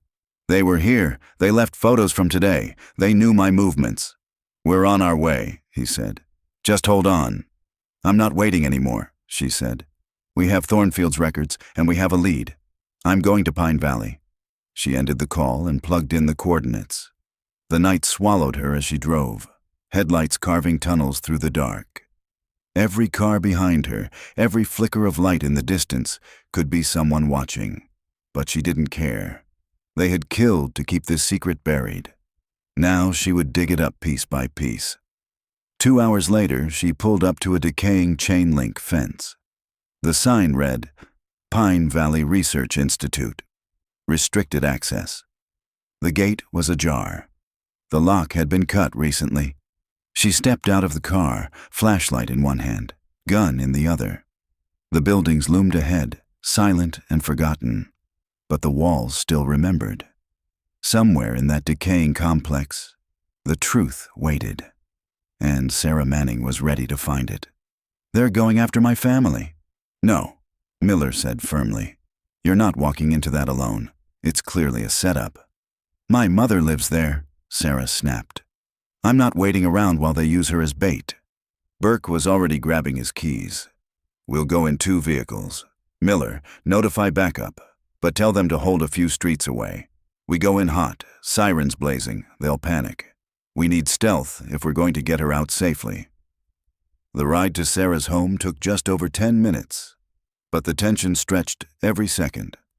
Her modest house sat in a quiet corner of town, surrounded by tall pines that now felt more like camouflage for an ambush. They parked several blocks away, approaching from opposite sides. Burke circled to the rear while Sarah and Miller crept up to the front. The front door was wide open. Gun drawn, Sarah climbed the steps. "Mom," she called, "it's me. Are you okay?" Silence. Inside, the living room looked ransacked. Drawers yanked open, furniture overturned, paperwork strewn everywhere. But it wasn't random. This had the feel of a calculated search. In the kitchen, Miller was already standing over something. "Sarah," he said, holding up an envelope. Her name was printed on the front in bold block letters. She tore it open. Inside was a photograph of an elderly woman, clearly taken in a clinical setting. The woman was thin, gaunt, terrified, and unmistakably her mother. She clutched a sign that read, "Stop the investigation or she dies." A second note, handwritten, gave instructions. "Pine Valley Research Institute, Building C, Room 237. Bring the Thornfield files. Come alone. 2 hours." Burke entered through the back. No signs of forced entry, just tire tracks leading into the trees. They came in quietly. "They've got my mom," Sarah whispered, numb. Miller read the note and photograph. "This isn't just about burying evidence anymore. They're getting desperate." "They want the documents," Burke said, eyeing the envelope Sarah still held. She nodded. "And if I don't give them what they want, they'll kill her." Her voice hardened. "I'm not letting that happen." Miller frowned. "Going alone is suicide, Sarah. They've murdered 2 people already today."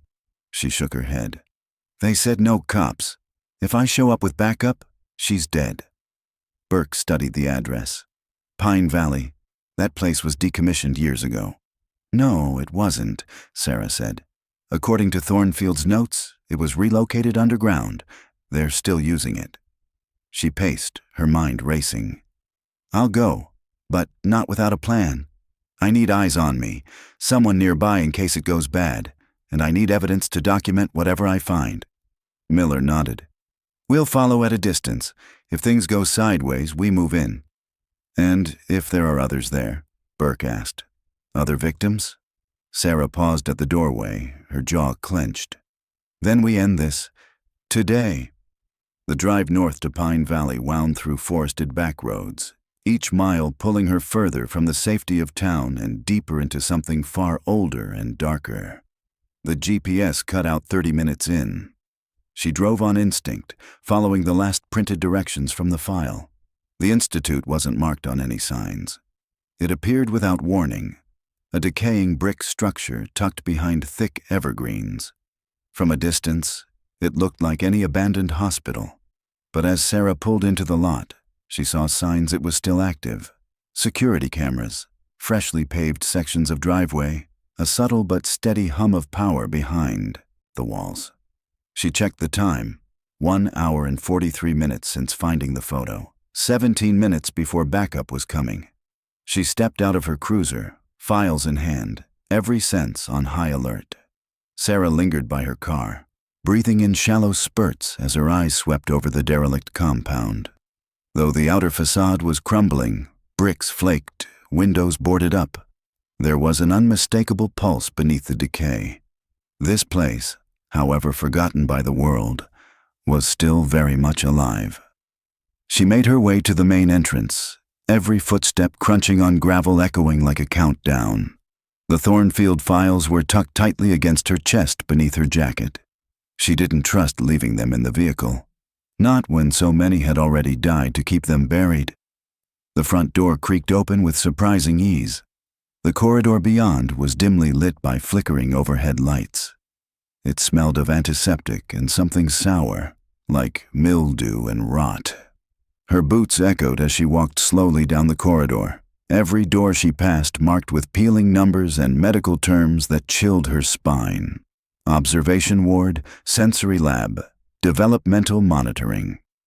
She reached Building C. An old sign above the door was half-hinged, swaying with each breath of the building.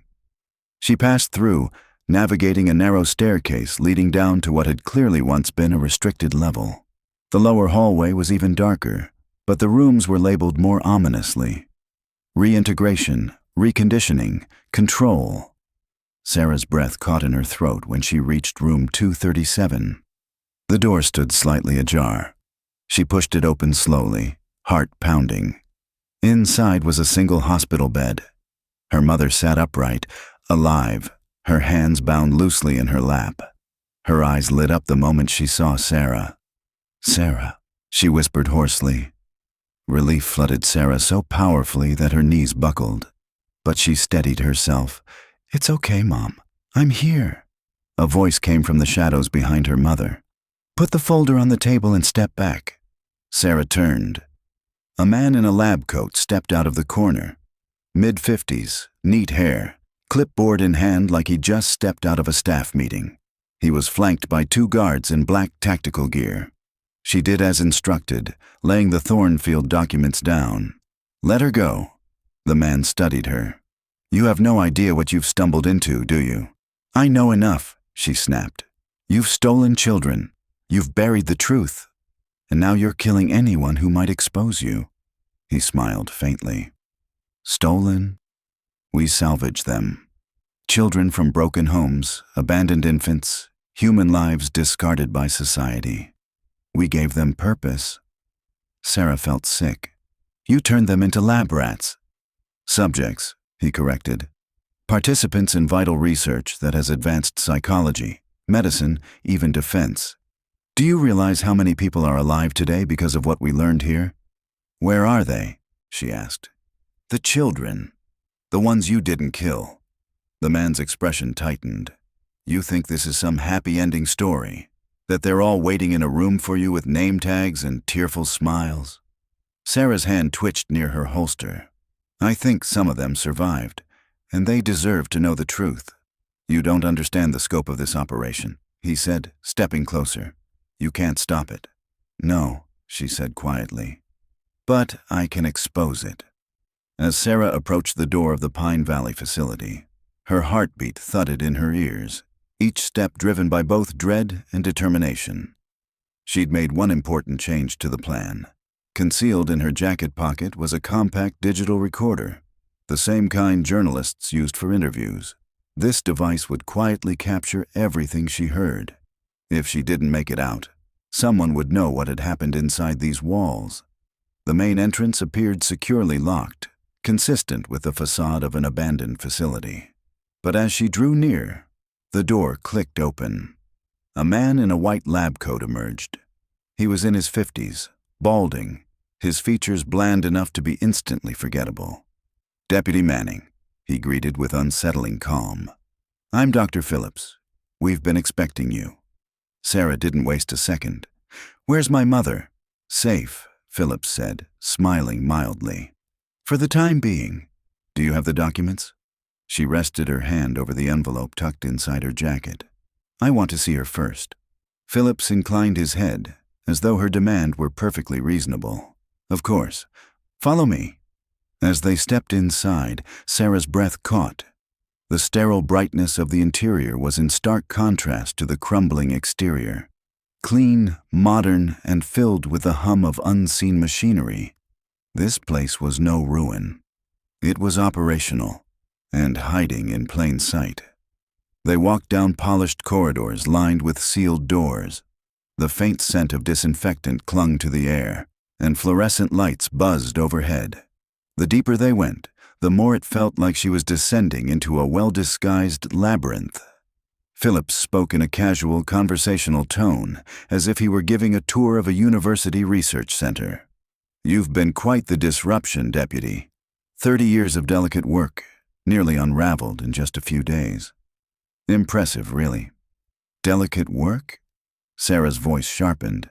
"You mean kidnapping infants and imprisoning them for life?" He paused at a secure door, swiped his key card, and smiled faintly. "We consider it a scientific advancement. The studies here have led to breakthroughs in psychiatry, neurology, and developmental theory. Untold lives have been improved because of what we've learned." "Through the torture of children," Sarah said coldly. "Many of these children would have grown up in poverty, abused or abandoned." Phillips continued. "Here, they've been cared for, given purpose." The elevator they entered was silent as it descended, but the weight in Sarah's chest grew heavier with each second. Finally, it stopped, opening into a subterranean wing unlike anything above. This hallway was stark and cold.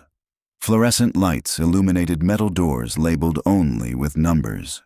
It felt like part hospital, part prison. "This is Building C," Phillips said. "Our long-term research subjects reside here." Sarah's skin prickled.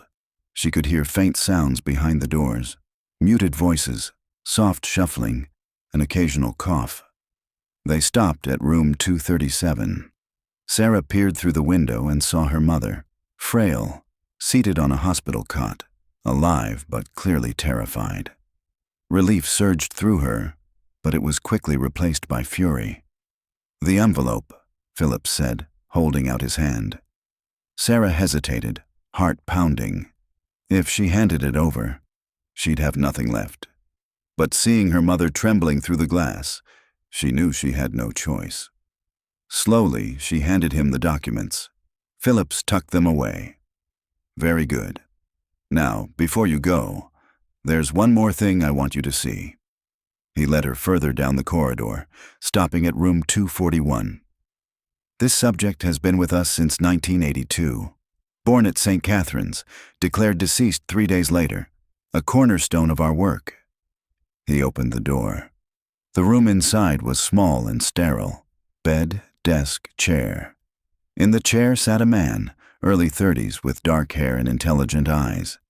He looked at Sarah curiously. "Subject M47, Phillips said. "We call him Michael." Michael's voice was soft and uncertain. "Are you a new doctor?" Sarah's heart ached. "Michael, do you know your full name?" He blinked, then shrugged. "I've always just been Michael." "Do you know where you're from?" "I've been here," he said simply. "The doctors take care of me. Sometimes there are tests." She looked at Phillips, her voice shaking with fury. "You've kept him locked away for 30 years. "He's been nurtured, housed, educated," Phillips said proudly. "He's contributed to studies on social isolation, emotional regulation, and cognitive suppression." Sarah's voice rose. "You locked a child away for 30 years. He wouldn't have survived outside. He has no social framework, no identity," Phillips insisted. "Releasing him now would destroy him." Sarah turned to Michael. "Would you want to go outside? To see the sun? Trees? People?" His eyes widened, and for the first time, something flickered.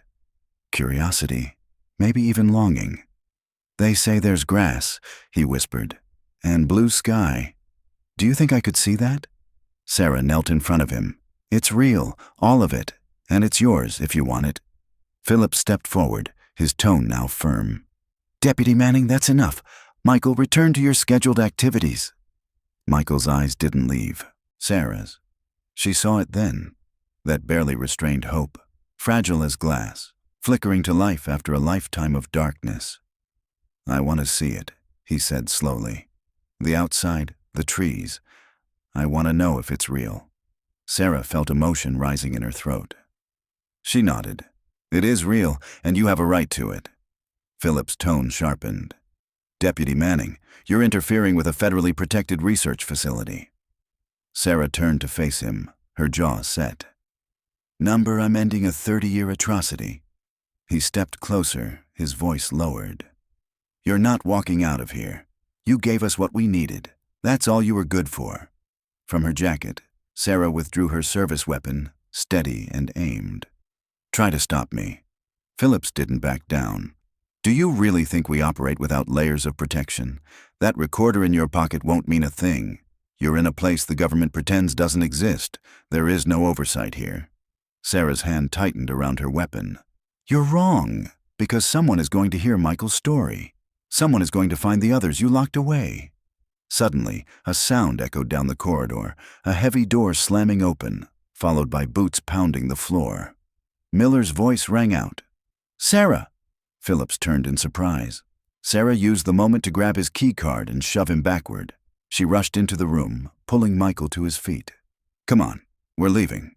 He hesitated, but her grip was firm, and for the first time in his life, he followed someone into the unknown. Miller and Burke appeared with 2 federal agents in tow, weapons drawn. We've secured the upper level, Burke reported. They didn't expect backup. Sarah looked at Phillips, who now found himself staring down 4 armed officers. Shut it all down, she ordered. Secure every room, every corridor. We're getting everyone out. In the chaos that followed, a wave of suppressed humanity flooded the halls. Doors opened to reveal others like Michael, men and women in their 20s and 30s, stunned and blinking under harsh lights, unaware of the world beyond these sterile walls. Some wept, others clung to one another. Most just stared. Sarah clutched her recorder, heart hammering. We found them, she whispered to herself. After all this time, we found them. He was staring at Sarah with an intensity that made her breath catch, his eyes narrowing slightly as if trying to recall a face long buried in memory. You look familiar, he said slowly, his voice carrying the uncertainty of someone who had never been allowed to trust his instincts. Like someone I dreamed about once, maybe more than once. Sarah felt a wave of emotion crash over her, tears burning behind her eyes, but she kept her voice steady.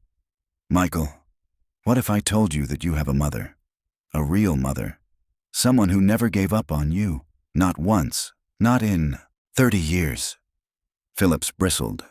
Subject M47 has no living family, he snapped, his tone sharper now. His mother passed away shortly after delivery.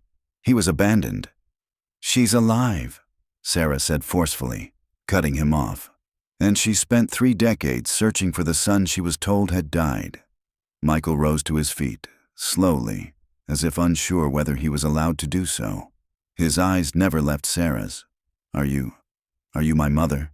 He asked with trembling vulnerability. Sarah's heart shattered. No, Michael, I'm not. But I believe I'm your sister. The air thickened with the weight of that revelation. Michael blinked, as if trying to make sense of the words. In the corner, Phillips paled visibly shaken by Sarah's claim. Clearly something he hadn't expected or prepared for. That's impossible, he murmured, half to himself. The records were lies, Sarah interrupted. Fabricated to hide what really happened. My mother went into premature labor at St. Catherine's on February 15th, 1982. They told her the baby died, but he didn't. You didn't. You were taken, here. Michael tilted his head slightly, a furrow deepening between his brows. I always remembered singing. A woman's voice, gentle. They told me it was a false memory, but I could hear it clearly. Our mother used to sing to us, Sarah whispered, her voice cracking. Lullabies, soft ones. She said you always quieted down when she sang. Phillips moved. It was subtle but sudden, his hand darting toward an emergency button mounted discreetly on the wall. But Michael, conditioned by years of survival in a place where reflexes meant everything, acted first. He grabbed Philip's wrist in mid-motion, pinning him back against the wall. "No more tests," Michael said, his voice steady now, ringing with unfamiliar authority. "No more questions. I want to see what's outside this place." Sarah realized the window of escape was now. "Michael, are there others? Others like you still locked away?" He nodded. 26. We're all kept on the same schedule, same meals, same sleep times, same medical tests. I know because I count them, every single day." Sarah's digital recorder, hidden in her jacket, was still running, capturing every chilling detail. "You're going to help us get them out," she told Phillips. "All of them, and if you don't, I swear the entire world is going to learn about this nightmare facility." Heavy boots echoed in the hallway outside. Sarah felt it in her gut. Security had been mobilized. 6 guards, Michael murmured, pressing his ear to the door. "They always send 6 when someone breaks the rules." Phillips opened his mouth, but Michael shoved him backward again. "Stay down, or I'll tell them about the pictures in your drawer, the ones you keep of the children who didn't make it."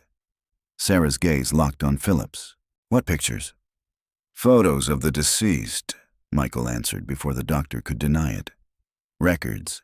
He hides them in a locked cabinet in his office."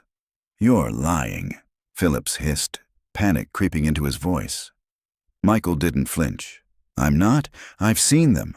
I've seen the graves outside Building A, and the vans that take the new kids away after a few weeks, when the tests don't work out." Sarah's skin crawled. "How many children have died here?" 43 that I know of," Michael said, emotionless. "Some from experiments. Others, they call it disposal." A beep echoed outside the door. Someone was swiping a key card. "Move," Michael said with quiet urgency. He stepped to the far wall and pressed a seemingly solid panel that gave way, revealing a narrow corridor. "This way. Maintenance access," he explained. "I've mapped them all." They slipped through just as the door burst open behind them. Voices shouted, boot steps echoed, and flashlights swept the now empty room. The service tunnel was tight and dimly lit, lined with insulated piping and rusting vents. Michael moved swiftly, clearly familiar with every twist and turn. "Where does this lead?" Sarah asked. "To the lowest level," he said. "There's a loading dock, an access point to the garage, but before that—" He stopped at a junction, his face illuminated by the emergency light above. "We free the others." Sarah opened her mouth to object. "Michael, if we stay too long—" "They'll be gone before you get back," he interrupted. "If we leave them now, they'll disappear them all, just like in 1995. 12 vanished the night inspectors arrived." She hesitated, then nodded. "How do we get to them?" He pointed down the left tunnel. "That leads to dormitory sector 2. Most are in individual cells, but I can open them from the control room." "How do you know all this?" Sarah asked. "I listen," he said. "I've always listened." And then, without another word, he took off down the tunnel. Sarah followed close behind, heart pounding, recorder still capturing everything. Behind them, the echo of pursuit was getting louder, but ahead of them was a narrow door with a keypad lock. Michael turned to her. "Ready?" Sarah nodded. "Let's set them free." Michael's fingers flew over the keypad with surprising speed. "I've seen them use this code before. They rarely change it. Lazy security." The door clicked open, revealing a small control room filled with monitors, switches, and computer terminals. One wall held a panel labeled Sector 2 Cell Control, Manual Override. Michael went straight to it and flipped several switches. Lights above the switches turned from red to green. "They're unlocked," he said. "They'll be confused at first. Some might be too afraid to leave. We have to get to them before the guards regroup." Sarah grabbed a flashlight from the desk and handed another to Michael. "Lead the way." They sprinted down another tunnel until they reached a large room divided into narrow chambers by steel mesh partitions. Inside, dim light revealed pale faces peering from behind doors. Eyes wide, some tear-streaked, some expressionless, all silent. Michael raised his voice just enough. "You're free. You have to move quickly. Follow us. The way out is open, for now." It took a moment, but one by one, doors creaked open. A girl who couldn't have been older than 17 stepped into the corridor barefoot, hugging a tattered blanket. A boy with shorn hair and bruises on his arms followed. Then more. 26 stolen lives. 26 victims who had never seen the sun, never walked free. As the group gathered, Sarah moved among them, checking for injuries, offering what comfort she could. "You're safe now," she said again and again, even though she wasn't sure it was true. A distant alarm began to wail. "We have to move," Michael urged. "Now!" And with Sarah at the front and Michael guiding from the back, the line of survivors began to wind through the darkness, toward freedom. Most of them are gathered in the communal area right now. It's dinner time. If we can get there quietly, we might avoid triggering the main alarms. Navigating the dim tunnel system beneath Pine Valley, Sarah kept her digital recorder tucked securely in her jacket pocket, capturing every detail. Michael led the way with calm urgency, while Dr. Phillips followed, his composure unraveling with every step. As they crawled through a narrow conduit, Michael spoke quietly, outlining the systematic horrors they'd endured. They tested how long a person can be kept alone without losing their mind, Michael said, his voice flat. Some of us were locked up in silence for weeks, months. No light, no sound, just walls.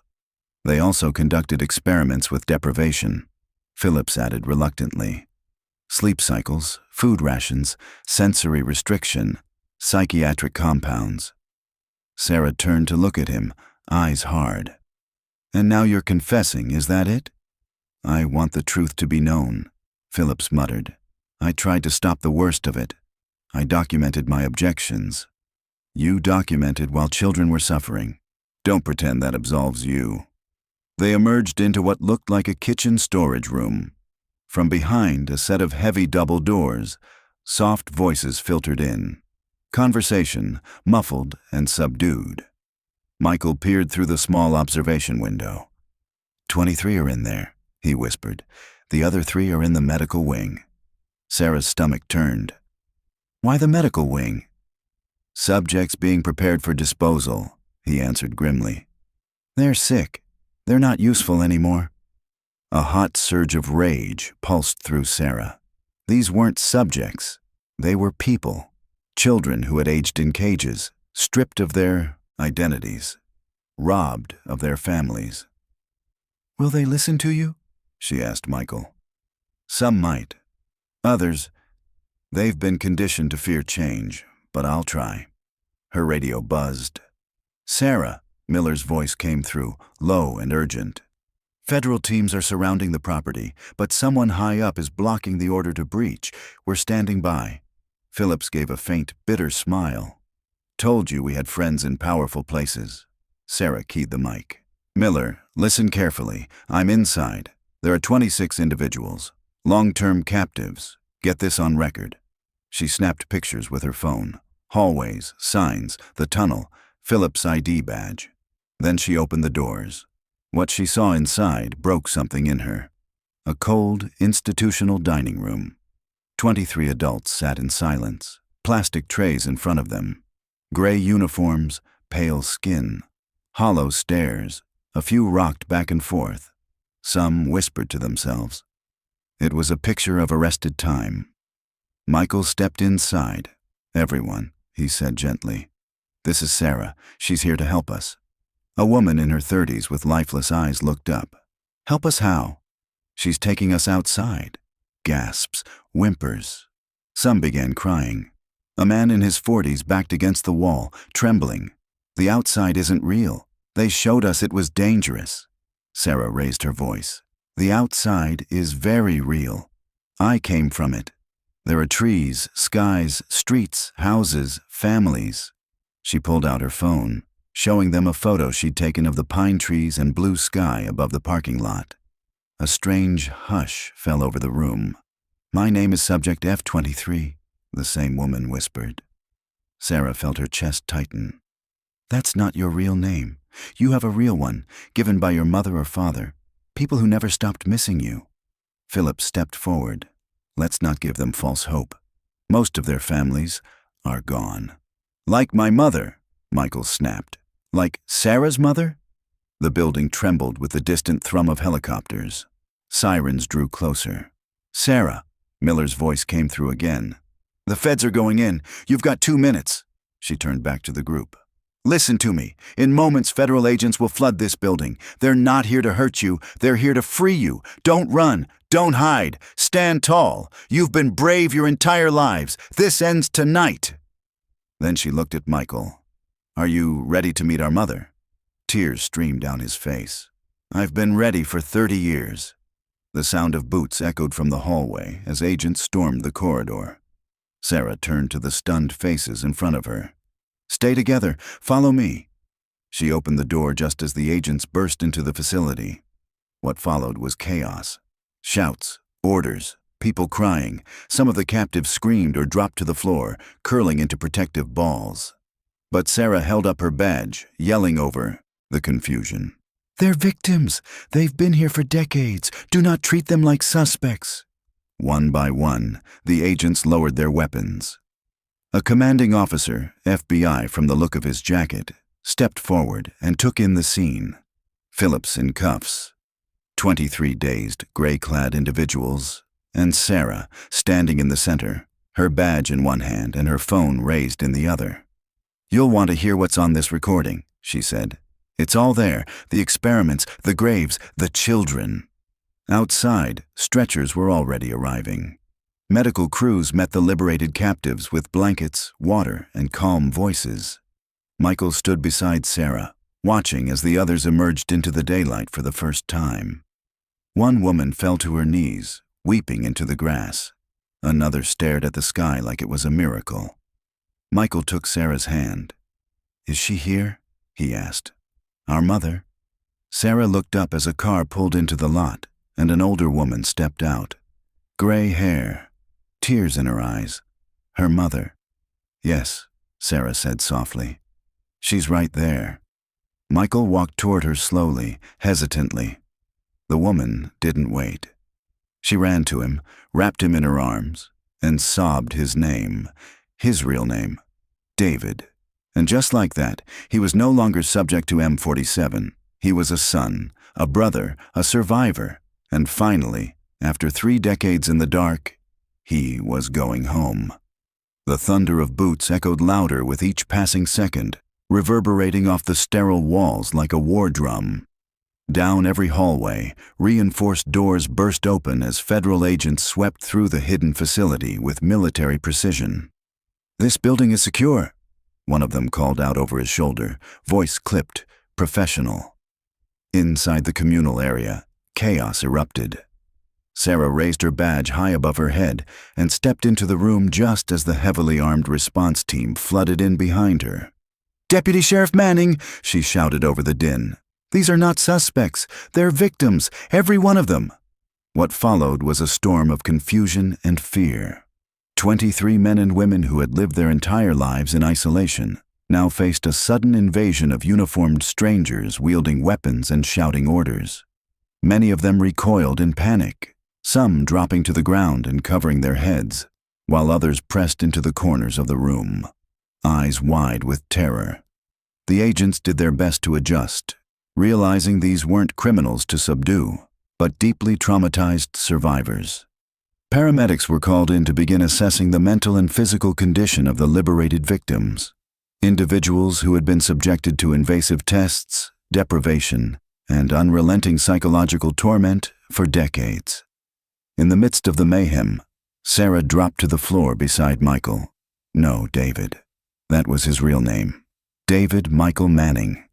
He was gripping her hand tightly, his eyes brimming with something between fear and wonder. His voice was quiet, but the question he asked carried the weight of 3 lost decades. What's our mother's name? Sarah swallowed hard and smiled through the tears that welled up. Her name is Linda. Linda Manning. And she's been waiting all this time to hold you again. She wants to sing you lullabies, just like she did the night you were born. 6 months later, Sarah stood in a packed courtroom as the final sentences were read aloud. The gallery was silent, holding its collective breath. Dr. Stephen Phillips, life imprisonment without the possibility of parole. 3 senior administrators of the facility, each sentenced to a minimum of 25 years. A high-ranking state official who had knowingly shielded the operation, 15 years. The court declared Margaret Walsh and Dr. Marcus Thornfield as posthumous co-conspirators. Though deceased, their deaths were officially ruled homicides, ordered by others in the organization to silence them permanently. Of the 26 individuals rescued from Pine Valley, 18 were successfully reunited with family members, mothers, fathers, siblings, who had refused to give up hope despite years of silence. Tearful reunions were captured on news cameras, families sobbing in each other's arms after decades apart. The remaining 8 survivors, though not yet connected with biological relatives, were finally receiving care from trauma specialists, mental health counselors, and social workers who saw them not as data points, but as human beings. And David, Sarah's brother, had found his way home. He now lived with Sarah and Linda in a modest house just outside town. Each day brought new challenges and new victories. Though the psychological scars remained, David was adapting. He still startled at sudden noises. Medical settings made him go quiet with dread. Sometimes he awoke in the middle of the night confused and disoriented. But he also smiled now. He laughed. He had a favorite mug and loved watering the flowers in the garden. He sang along with old songs on the radio and asked endless questions about the world beyond the facility walls. And every morning, without fail, he would ask Sarah the same thing. What are we going to do today? For 30 years, that question had been answered for him by doctors in white coats, men and women who stripped him of autonomy and identity. Now, finally, the answer belonged to him. The conspiracy that had operated in secrecy and silence for generations had been dismantled. The children who had vanished in the dark were walking back into the light. And for Sarah Manning, this journey had taught her something greater than any law enforcement training ever could. Sometimes the most vital investigations aren't about arrests or convictions. They're about restoring what was stolen: identity, dignity, family.